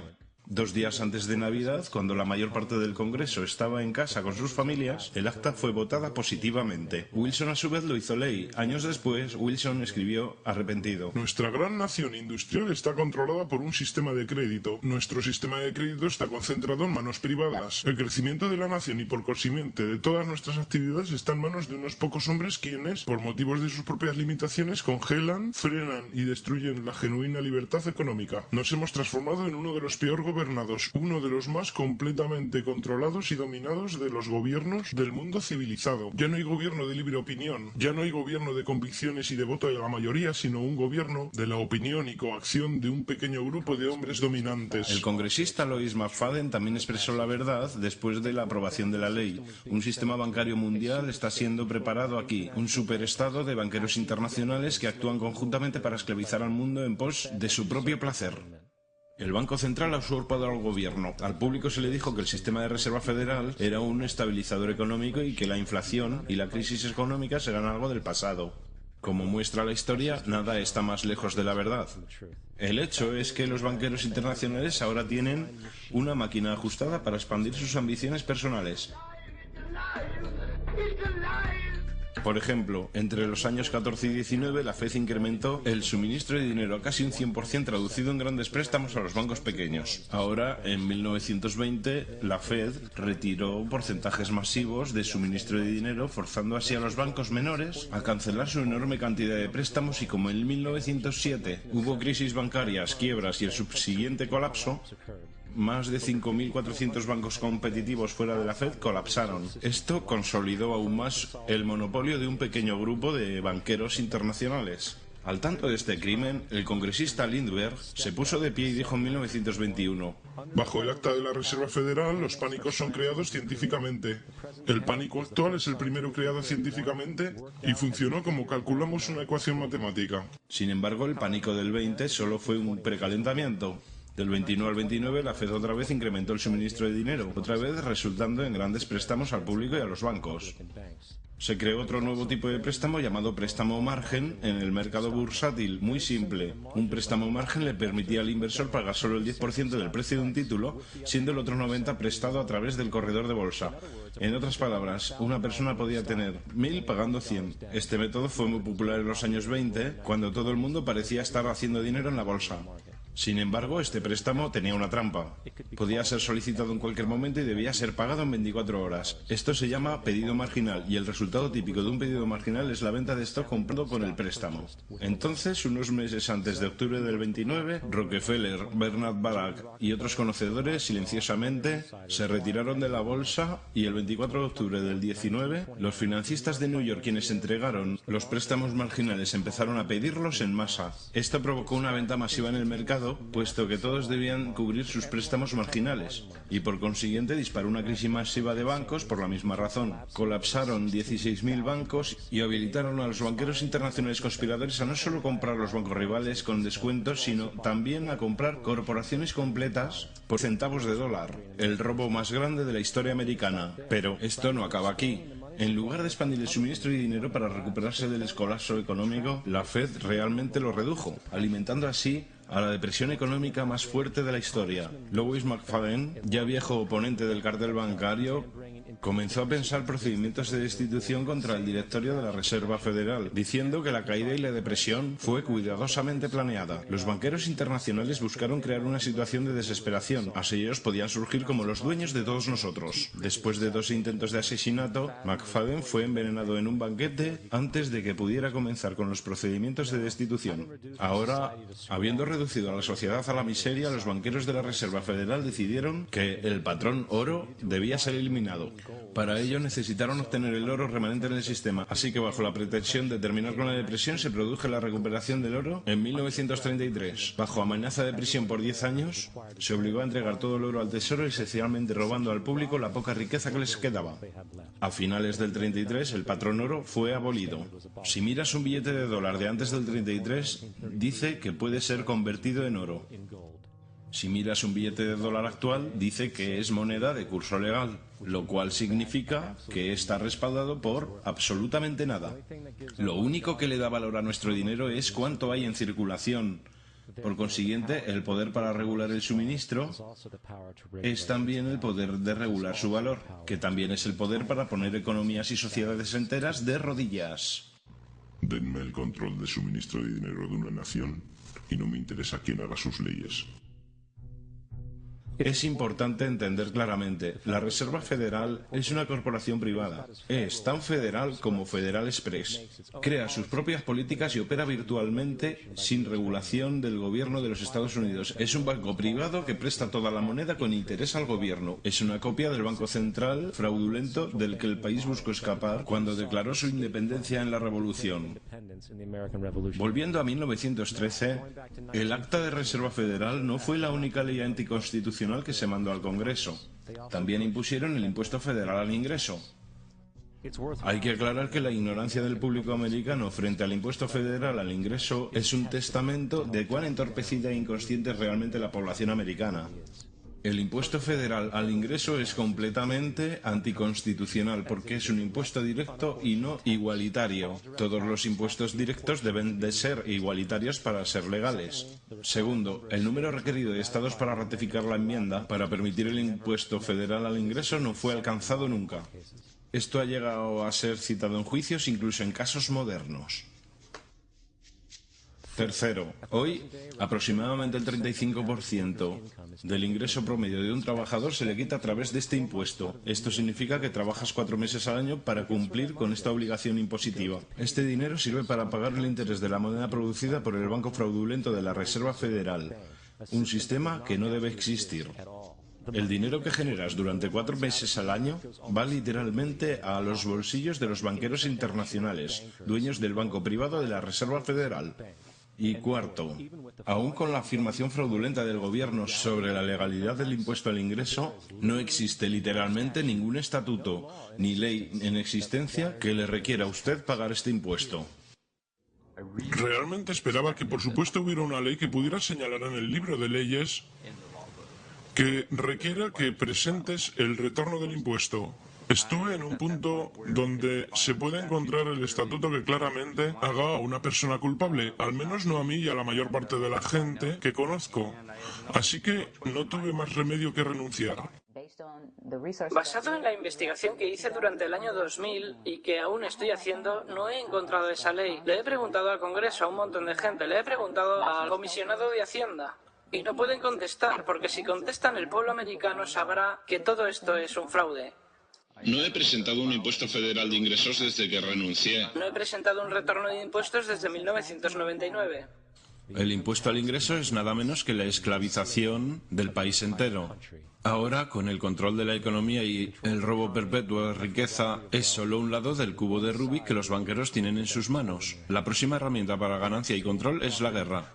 Desde el origen de la Reserva Federal en 1913, un número de grandes y pequeñas guerras han comenzado. Las 3 más pronunciadas son la Primera Guerra Mundial, la Segunda Guerra Mundial y Vietnam. En 1914 las guerras europeas empezaron centradas alrededor de Inglaterra y Alemania. El pueblo americano no quería saber nada de la guerra y el presidente Wilson públicamente declaró la neutralidad. Sin embargo, bajo la superficie, la administración americana buscaba alguna excusa para poder entrar en la guerra. En una notoria observación hecha por el secretario de Estado William Jennings, los grandes intereses bancarios estaban profundamente interesados en la guerra mundial debido a las oportunidades de grandes ganancias. Es importante entender que lo más lucrativo que puede ocurrir a los banqueros internacionales es la guerra porque obliga a un país a pedir aún más dinero del banco de la Reserva Federal con interés. El asesor principal y mentor de Wilson era el coronel Edward House, un hombre de conexiones íntimas con los banqueros internacionales que querían entrar en la guerra. En una conversación documentada entre el coronel House, asesor de Wilson, y Sir Edward Grey, canciller de Inglaterra, sobre cómo hacer entrar a América en la guerra, Grey preguntó, ¿qué harían los americanos si los alemanes hundieran un crucero con pasajeros americanos a bordo? House respondió, creo que una llamada de indignación barrería a los Estados Unidos y sería suficiente para llevarnos a la guerra. Así que el 7 de mayo de 1915, bajo esencialmente sugerencia de Grey, un barco llamado Lusitania fue enviado intencionadamente a aguas controladas por Alemania, donde se sabía que había barcos militares alemanes. Y como es de esperarse, submarinos alemanes torpedearon la nave, haciendo explotar municiones almacenadas, matando a 1.200 personas. Para entender mejor la naturaleza intencional de esta conspiración, la embajada alemana de hecho colocó avisos en New York Times. Dijeron a la gente que si abordaban el Lusitania lo hicieran a su propio riesgo, porque pasaría navegando de América a Alemania a través de la zona de guerra y se arriesgaba a ser destruido. De hecho, y como fue anticipado, el hundimiento de Lusitania causó una ola de ira entre la población americana y América entró en la guerra poco después. La Primera Guerra Mundial causó 323.000 muertes americanas. Rockefeller ganó alrededor de 200 millones de dólares. Eso es alrededor de 3.000 millones actuales, sin mencionar que la guerra costó alrededor de 30.000 millones de dólares para los americanos. La mayor parte fue pedida al Banco de la Reserva Federal con interés, expandiendo aún más las ganancias de los banqueros internacionales. Segunda Guerra Mundial. El 7 de diciembre del 41, Japón atacó a la flota americana en Pearl Harbor, provocando nuestra entrada en la guerra. El presidente Roosevelt declaró que el ataque fue un día que viviría en la infamia. Un día de infamia seguramente, pero no por el supuesto ataque sorpresa sobre Pearl Harbor. Después de 60 años de información saliendo a la superficie, se ve claro que el ataque sobre Pearl Harbor fue deseado y provocado. Roosevelt, en cuya familia había banqueros desde el siglo XVIII, cuyo tío Frederick Estuvo en la Junta de la Reserva Federal original, estaba muy a favor de los intereses de los banqueros internacionales y el interés era entrar en la guerra. Y como ya hemos visto, nada es más beneficioso para los banqueros internacionales que la guerra. En una entrada del diario del secretario de guerra de Roosevelt, Henry Stinson, fechada el 25 de noviembre de 1941, documentó una conversación que tuvo con Roosevelt. La cuestión era qué maniobra haríamos para que hagan el primer disparo. Era deseable asegurarse que los japoneses fueran los que hicieran esto, para que no hubiera dudas de quiénes eran los agresores. En los meses que precedieron al ataque de Pearl Harbor, Roosevelt hizo lo posible para enfadar a los japoneses, mostrando una postura de agresión. Detuvo todas las importaciones japonesas de petróleo americano, congeló todos los bienes japoneses en los Estados Unidos, hizo préstamos públicos a la China nacionalista y entregó ayuda militar a los ingleses, ambos enemigos de Japón en la guerra, que dicho sea de paso viola las reglas de guerra internacionales. El 4 de diciembre, 3 días antes del ataque, la inteligencia australiana advirtió a Roosevelt sobre una fuerza de ataque japonés moviéndose hacia Pearl Harbor. Roosevelt la ignoró y, como fue deseado y permitido, el 7 de diciembre Japón atacó Pearl Harbor matando 2.400 soldados. Antes de Pearl Harbor, el 83% del público americano no quería tener nada que ver con la guerra. Después de Pearl Harbor, 1 millón de hombres se ofrecieron como voluntarios. Es importante destacar que las acciones de guerra de la Alemania nazi eran ampliamente apoyadas por dos organizaciones. Una de ellas se llamaba IG Farben, la cual produjo el 84% de los explosivos alemanes e incluso el Zyklon B, usado en los campos de concentración para matar a millones. Uno de los socios no conocidos de Farben fue la Standard Oil Company, propiedad de Rockefeller en América. De hecho, la fuerza alemana no podía operar sin un aditivo especial creado por esta compañía.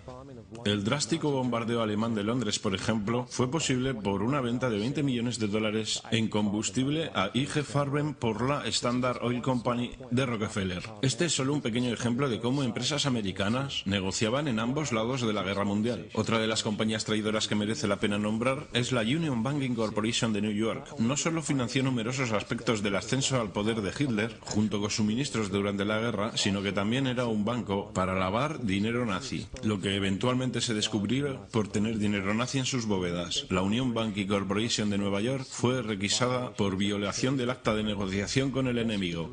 Adivina quién era el vicepresidente y director de Union Bank: Prescott Bush, el abuelo del presidente Bush y, por supuesto, el padre del presidente anterior. Ten esto en cuenta cuando consideres las condiciones morales y políticas de la familia Bush. Vietnam. La declaración oficial de guerra de los Estados Unidos a Vietnam del Norte en 1964 fue después de un supuesto incidente que involucraba destructores americanos siendo atacados por lanchas PT de Vietnam en el Golfo de Tonkin. Este llamado incidente del Golfo de Tonkin fue el pretexto catalítico para el despliegue masivo de tropas y guerra total. Sin embargo, hay un problema. El ataque contra los destructores americanos por las lanchas PT nunca sucedió.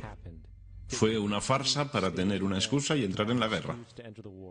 El anterior secretario de Defensa, Robert McNamara, dijo años después que el incidente del Golfo de Tonkin fue un error, mientras muchos otros oficiales han hecho público que fue una farsa preparada, una completa mentira. Una vez en guerra, lo de siempre. En octubre de 1966, el presidente Lyndon Johnson levantó las restricciones comerciales sobre el bloque soviético, sabiendo muy bien que los rusos estaban suministrando hasta un 80% de las provisiones a los norvietnamitas. Consecuentemente, los intereses de Rockefeller financiaron fábricas en la Unión Soviética. Los rusos las usaron para fabricar equipamiento militar y enviarlo al norte de Vietnam. Sin embargo, la financiación de ambos lados del conflicto era solo una cara de la moneda. En el 85, las reglas de confrontación de la guerra de Vietnam fueron desclasificadas. Se mostraba que podían y no podían hacer las tropas militares en la guerra. Incluía cosas tan absurdas como que los sistemas de misiles contra aviones no podían ser bombardeados hasta que se supiera que eran completamente funcionales. No se podía perseguir a ningún enemigo una vez que cruzaran la frontera de Laos o Camboya. Y lo más revelador de todo, los bancos estratégicos más críticos no podían ser atacados a menos que el ataque fuera iniciado por oficiales de alto rango. Aparte de estas ridículas limitaciones impuestas, Vietnam del Norte fue informado sobre estas restricciones y así pudo crear estrategias enteras basadas en las limitaciones de las fuerzas americanas. Debido a todo esto, la guerra duró tanto tiempo. La guerra de Vietnam no se pretendía ganar. Esta guerra por ganancias causó 58.000 muertes americanas y 3 millones de vietnamitas muertos. Entonces, ¿Dónde estamos ahora? El 11S fue el inicio de lo que ahora es una acelerada agenda creada por una élite cruel. Fue una excusa para la guerra, no diferente del hundimiento del Lusitania, la provocación de Pearl Harbor y la mentira del Golfo de Tonkin. De hecho, si el 9/11 no fue planeado como pretexto de guerra, sería una excepción a la regla. Ha sido utilizado para comenzar dos guerras ilegales no provocadas, una contra Irak y otra contra Afganistán. No obstante, el 9S fue pretexto para otra guerra, la guerra contra ti. El Acta Patriótica, Homeland Security, el Acta de Tribunales Militares y otras legislaciones están diseñadas para destruir tus libertades civiles y limitar tu capacidad de luchar contra lo que viene. Actualmente en los Estados Unidos, sin previo aviso a la mayoría de americanos con el cerebro lavado, tu casa puede ser registrada sin una orden, sin estar tú en ella. También puede arrestarte sin decirte los cargos, detención indefinida sin acceso a un abogado y siendo legalmente torturado. Todo bajo la sospecha de que podría ser un terrorista. Si necesitas una foto de lo que está ocurriendo en Estados Unidos, veamos cómo la historia se repite a sí misma. En febrero de 1933, Hitler dirigió un ataque bajo falsa bandera, incendiando el edificio del propio Parlamento alemán, el Reichstag, y culpó a terroristas comunistas. Algunas semanas después aprobó el Erneuerung Act, que erradicaba completamente la Constitución alemana, destruyendo así las libertades de las personas. Esto permitió una serie de guerras preventivas, todas justificadas frente al pueblo alemán como necesarias para mantener la seguridad de la nación.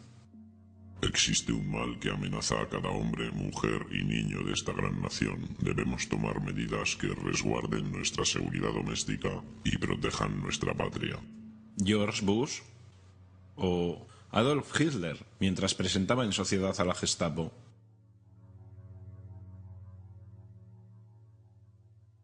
Am Schicksal des Kommunismus und der sich mit ihm verbrüdernden anderen Organisationen ändert dies nichts.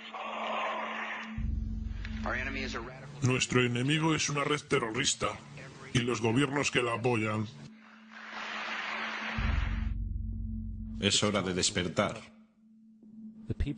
La gente del poder hace lo posible para asegurarse que estés continuamente distraído y manipulado. La percepción de la realidad de la mayoría, especialmente en el terreno político, no les es propia. Les es sagazmente impuesta sin que ellos se den cuenta siquiera.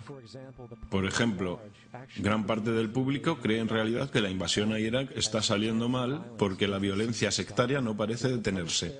Lo que el público no alcanza a ver es que la desestabilización es lo que realmente quieren quienes están detrás del gobierno. Esta guerra pretende ser sostenida para que la región pueda ser dividida y se pueda mantener el dominio del petróleo, se recojan continuos beneficios para los contratistas y que se establezcan bases militares permanentes para usarse como puntos de lanzamiento contra otros países petroleros no dispuestos a ceder, como Irán y Siria. Para entender mejor que la guerra y la desestabilización es puramente intencional, en 2005, dos comandos ingleses SAS fueron arrestados por la policía iraquí, tras haber sido capturados conduciendo su coche y disparándole a civiles, mientras iban vestidos como dos árabes. Después de su arresto y prisión en la cárcel de Basora, el ejército británico requirió que los soltaran.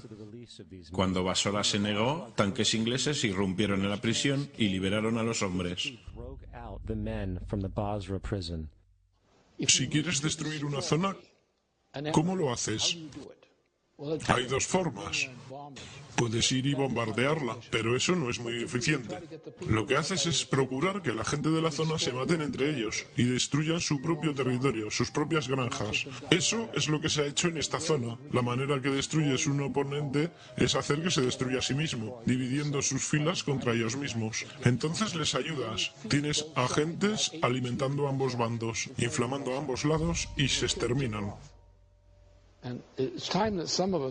Ya es hora de que algunos de nosotros despertemos a esta realidad, que entendamos que la gente que trata de mantener imperios y crear imperios, lo hacen manipulando a la gente que tratan de conquistar.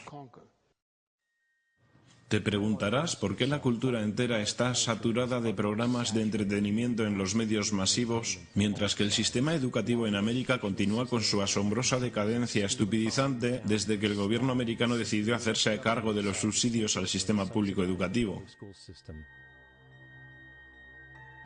Tu gobierno consigue lo que paga. Cuando entendamos eso, entonces miraremos a las instituciones educativas financiadas por el gobierno y veremos el tipo de estudiante y tipo de educación que se está produciendo con estas escuelas financiadas por el gobierno. La lógica te dirá que si lo que sale de estas escuelas no está de acuerdo con lo que el Estado y el gobierno federal querían, entonces se debería cambiar. La idea es que el gobierno obtiene lo que pidió. No quieren que tus hijos sean educados. No quieren que pienses demasiado. Este es el porqué de la proliferación de entretenimientos, shows televisivos de masas, parques de diversiones, drogas, alcohol y todo tipo de distracciones para mantener la mente humana entretenida. Así no te metes en el camino de la gente importante por pensar demasiado. Mejor despierta y entiende que hay gente que está guiando tu vida. Y tú sin saberlo. Estamos en serios problemas, porque ustedes y otros 62 millones de americanos están escuchándome ahora mismo. Porque menos del 3% de ustedes leen libros. Porque menos del 15% de ustedes leen diarios. Porque la única verdad que conocen es lo que reciben a través de esta pantalla. Ahora mismo hay una generación entera que nunca conoció nada que no haya salido de esta pantalla. Esta pantalla es el Evangelio, la última revelación. Esta pantalla puede hacer quebrar presidentes, papas, primeros ministros. Esta pantalla es la fuerza más fantástica en este mundo sin Dios y tiembla si alguna vez cayera en manos de la gente equivocada. Y cuando la compañía más grande del mundo controla la más fantástica fuerza propagandística en este mundo sin Dios, ¿quién sabe qué mierda se venderá como si fuera verdad? Así que escúchenme, escúchenme. La televisión no es la verdad. La televisión es solo un parque de diversiones, un circo, un carnaval, una tropa de acróbatas, viajeros, contadores de historias, bailarines, cantantes, malabaristas raros, domadores de leones, jugadores de fútbol.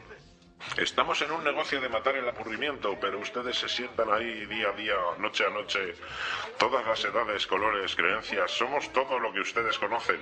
Están empezando a creer las ilusiones que estamos rodando aquí. Están empezando a pensar que esta pantalla es la realidad y que sus propias vidas son irreales. Ustedes hacen lo que esta pantalla les dice. Visten, comen y educan a sus hijos como la pantalla les dice. Esto es locura masiva. En el nombre de Dios, ustedes son lo real. Nosotros somos la ilusión. Lo último que los hombres de detrás de la cortina quieren es un público consciente e informado capaz de tener un pensamiento crítico. Por eso, un continuo y fraudulento modelo de sociedad es emitido vía religión, los medios masivos y el sistema educativo. Quieren mantenerte en una distraída burbuja inocente, y la jugada les está saliendo rematadamente bien. En 2005 se hizo un acuerdo entre Canadá, México y Estados Unidos. Este acuerdo, sin haberse anunciado al público, sin ser regulado por el Congreso, fusiona a los Estados Unidos, Canadá y México en una sola entidad, borrando todas las fronteras. Se llama Unión Norteamericana. Quizá te preguntes por qué nunca has escuchado hablar de esto. De hecho, solo hay un periodista de las grandes cadenas que ha estado al tanto. Ha tenido el coraje de cubrir el asunto. La política de fronteras abiertas de la administración Bush y su decisión de ignorar la imposición de las leyes inmigratorias de este país es parte de un plan más amplio. El presidente Bush firmó un acuerdo formal que acabará con los Estados Unidos tal como los conocemos. Y dio ese paso sin aprobación del Congreso ni del pueblo de los Estados Unidos. Es un trato del que pocos han oído hablar. Fue hecho por muy poca gente en la cima, en beneficio de la clase inversora. Pero la gente de clase trabajadora, políticos de todo nuestro país, desde comunidades y ciudades, no saben nada sobre esto. Esto no es ningún tratado comercial, es la eliminación total de la soberanía de estos países que también causará la aparición de una nueva moneda llamada Amero. Aparte, pienso una cosa, la gente que está basada en el dólar necesita fijarse en el amero. Eso es algo de lo que nadie está hablando. Creo que va a tener un gran impacto en la vida de todos en Estados Unidos, en Canadá y en México. El amero es la moneda propuesta para la comunidad norteamericana que está siendo desarrollada en este momento entre Canadá, los Estados Unidos y México para hacer una comunidad sin fronteras, muy similar a la Unión Europea. El dólar canadiense y el peso mexicano serán reemplazados por el amero. Para cumplir con este arreglo, la Constitución americana quedará obsoleta. Sería de esperar que una situación como esta estuviera en portada de los periódicos. Hasta que te das cuenta de que la gente que hay detrás del arreglo es la misma gente que está detrás de los medios masivos y que no te dicen lo que no debes saber. La Unión Norteamericana es el mismo concepto de la Unión Europea, la Unión Africana y pronto lo que será la Unión Asiática. Y la misma gente está detrás de todas ellas. Y cuando sea el momento, todas estas uniones mencionadas serán fusionadas, formando así las últimas etapas de un plan en el que estos hombres han estado trabajando los últimos 60 años. Un gobierno mundial. Tendremos un gobierno mundial, nos guste o no. La única pregunta es si el gobierno mundial será llevado a cabo por conquista o consenso. James Warburg. Estamos agradecidos con el Washington Post, el New York Times, Times Magazine y otras grandes publicaciones cuyos directores han asistido a nuestras reuniones y respetado sus promesas de discreción por casi 40 años. Hubiera sido imposible para nosotros el desarrollar nuestro plan para el mundo, sujetos a las luces de la publicidad durante esos años. Pero el mundo está más sofisticado y preparado para llegar al gobierno mundial. La soberanía supranacional de una élite intelectual y de banqueros mundiales es seguramente preferible a la autodeterminación nacional practicada en siglos pasados. David Rockefeller, Consejo de Relaciones Exteriores. Un banco, un ejército, un centro de poder. Y si hemos aprendido algo de la historia, es que el poder corrompe. Y el poder absoluto corrompe absolutamente. Este es Aaron Russo, un cineasta y antiguo político. A su lado, Nicholas Rockefeller, de la infame dinastía de banqueros y negocios de Rockefeller. Después de mantener una amistad con Nicholas Rockefeller, Aaron finalmente terminó la relación, horrorizado por lo que supo de los Rockefeller y sus ambiciones. Un día recibí una llamada de una abogada que conocía y me dijo: ¿te gustaría conocer a uno de los Rockefeller? Me encantaría, dije yo. Nos hicimos amigos y comenzó a revelarme un montón de cosas. Entonces una noche me dijo: va a ocurrir un suceso, Aaron. Y a partir de ahí vamos a ir a Afganistán.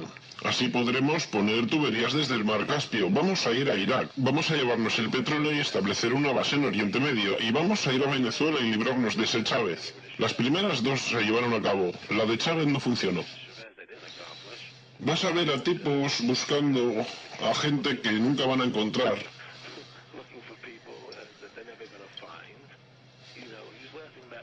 Él se reía del hecho de que tenemos esta guerra contra el terror y no hay un enemigo real. Hablaba de cómo esa guerra para el terror no la puedes ganar nunca porque es una guerra eterna. Así siempre puedes seguir quitándole libertades a la gente. Le dije: ¿cómo van a hacer para convencer a la gente de que esta guerra es real? Me dijo: por los medios. Los medios pueden convencer a todos de que es real. Solo debes seguir hablando sobre estas cosas y decirlas una y otra vez. Finalmente la gente las cree. Crearon la Reserva Federal en el 13 a base de mentiras. Crearon el 11S, que fue otra mentira. Con el 11S están librando una guerra contra el terror y después vas a Irak, que fue otra mentira. Y ahora van a ir a Irán. Es una cosa llevando a otra y a otra. Y yo preguntaba: ¿por qué hacéis esto? ¿Cuál es el objetivo? Tienes todo el dinero del mundo, tienes todo el poder. Están hiriendo gente. Eso no es bueno. Y él me contestaba: ¿por qué te preocupas por la gente? Cuídate a ti mismo y cuida a tu familia. Le dije: ¿pero cuál es el objetivo definitivo aquí? Me dijo: el objetivo final es ponerle un chip RFID a todo el mundo. Tener todo el dinero en esos chips y tener todo en esos chips. Y si alguien quiere protestar sobre lo que hacemos o ir en contra, entonces solo apagamos su chip. Eso es. Microchips. En 2005 el Congreso, bajo el pretexto del control inmigratorio, y la llamada guerra contra el terrorismo, se aprobó el Acta de Identificación Real, bajo el cual se proyecta que en mayo de 2008 te será requerido llevar una tarjeta de identificación federal. Incluye un código de barras escaneable con tu información personal. Sin embargo, este código de barras es solo un paso intermedio, antes de que la tarjeta sea equipada con un módulo de seguimiento por RFID, que usará radiofrecuencia para seguir todos tus movimientos en este planeta. Si esto te suena extraño, debes saber que el chip de seguimiento por RFID ya se encuentra en todos los pasaportes americanos. El paso final es implementar el chip, el cual está ya instalado en personas bajo diferentes pretextos. Tenemos una familia de Florida que son pioneros en un nuevo mundo valiente. Han sido voluntarios para ser los primeros en ser implantados con dispositivos de identificación en sus cuerpos. Después del 9S estaba muy preocupada por la seguridad de mi familia. No me importaría tener algo implantado permanentemente en mi brazo que me identificara. Al final, todos estarán encerrados en una red monitoreada de control, donde cada acción que realices será documentada, y si te sales de la línea, apagarán tu chip. Y desde ese punto, cada aspecto de la sociedad girará alrededor de interacciones con estos chips. Esta es la imagen del futuro si abres los ojos para verla. Una economía mundial centralizada desde el movimiento. Y las transacciones de todos son monitorizadas. Todos los derechos eliminados. Y el aspecto más increíble, estos elementos totalitarios no serán impuestos sobre la gente los pedirá. Ya que la manipulación de la sociedad a través de la generación del miedo y la división ha separado al ser humano de su sentido de poder y realidad. Un proceso que ha ocurrido durante siglos, sino milenios. Religión, patriotismo, raza, riqueza, clase y cada forma de identificación arbitraria separatista así concebida ha servido para crear una población controlada, fácilmente maleable en las manos de unos pocos. Dividir y conquistar es el lema. Y mientras la gente continúe viéndose como separados de los demás, se prestan a sí mismos para ser completamente esclavizados. Los hombres de detrás de la cortina saben esto. También saben que si la gente se da cuenta de la verdad de su relación con la naturaleza y la verdad de su poder personal, todo el Zeitgeist con el que se alimentan caerá como un castillo de naipes.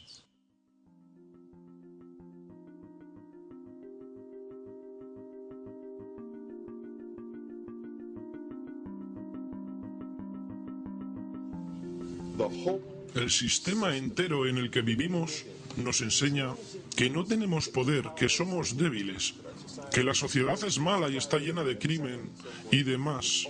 Es todo una enorme mentira. Somos poderosos, hermosos, extraordinarios. No hay razón para que no entiendas quién somos en verdad, hacia dónde vamos. No hay razón para que las personas no alcancen todo su potencial.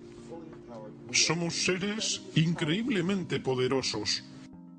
Creo que pasé los 30 años primeros de mi vida intentando convertirme en algo. Quería ser bueno haciendo cosas. Quería ser bueno en tenis, en la escuela, en las notas, y todo lo veía desde esta perspectiva. No estoy bien de la manera que soy, pero si soy bueno haciendo cosas, me di cuenta que no entendí este juego bien, porque el juego era descubrir quién era yo.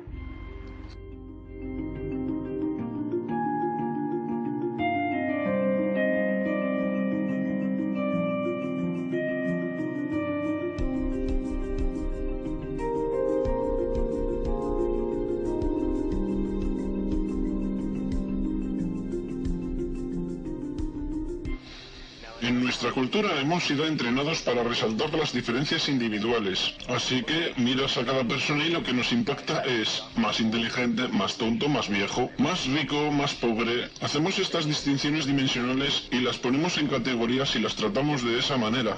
De esta forma vemos a los demás como separados de nosotros mismos. Vemos cómo son diferentes.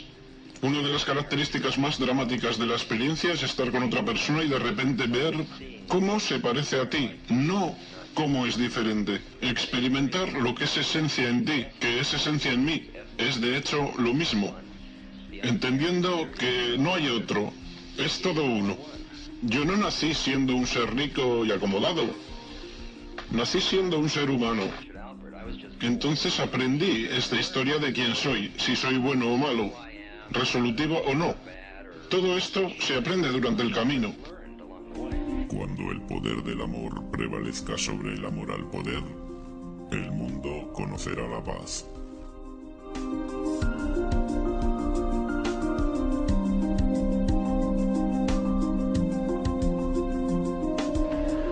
Los viejos intereses, desde el chauvinismo racial, sexual y religioso, hasta el fervor nacionalista rabioso, están empezando a no funcionar. Una nueva conciencia se está desarrollando que ve a la Tierra como un solo organismo y se da cuenta que un organismo en guerra consigo mismo está condenado.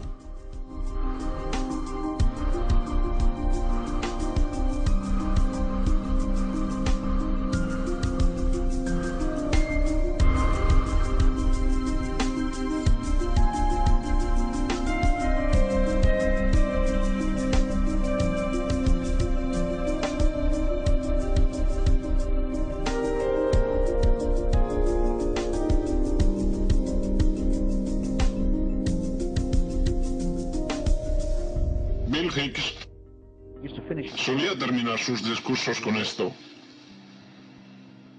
La vida es como un paseo por una atracción de un parque de atracciones. Cuando te subes piensas que es real, porque así de poderosas son nuestras mentes. El paseo sube, baja y da vueltas, tiene emociones, sustos y luces de colores. Es muy ruidoso y es muy divertido por un rato. Algunos han estado por el paseo mucho tiempo y empiezan a preguntarse: ¿esto es real o solo es una atracción? Y otra gente ha recordado y nos ha dicho: hey, no te preocupes, no temas, porque esto es solo un paseo. Y hemos matado a esas personas. ¡Cállenlo! Que tengo mucho invertido en este paseo, cállenlo. Mira mi ceño de preocupación, mira mi gran cuenta bancaria y mi familia. Esto tiene que ser real. Solo es un paseo. Pero siempre matamos a esos tipos buenos que tratan de decirnos eso. ¿Lo has notado? Y dejamos a los demonios que campen libres. Pero no importa, solo es un paseo y podemos cambiarlo cuando queramos. Es solo una decisión, sin esfuerzo, sin trabajo, sin ahorros de dinero. Solo es una decisión ahora mismo, entre el miedo y el amor.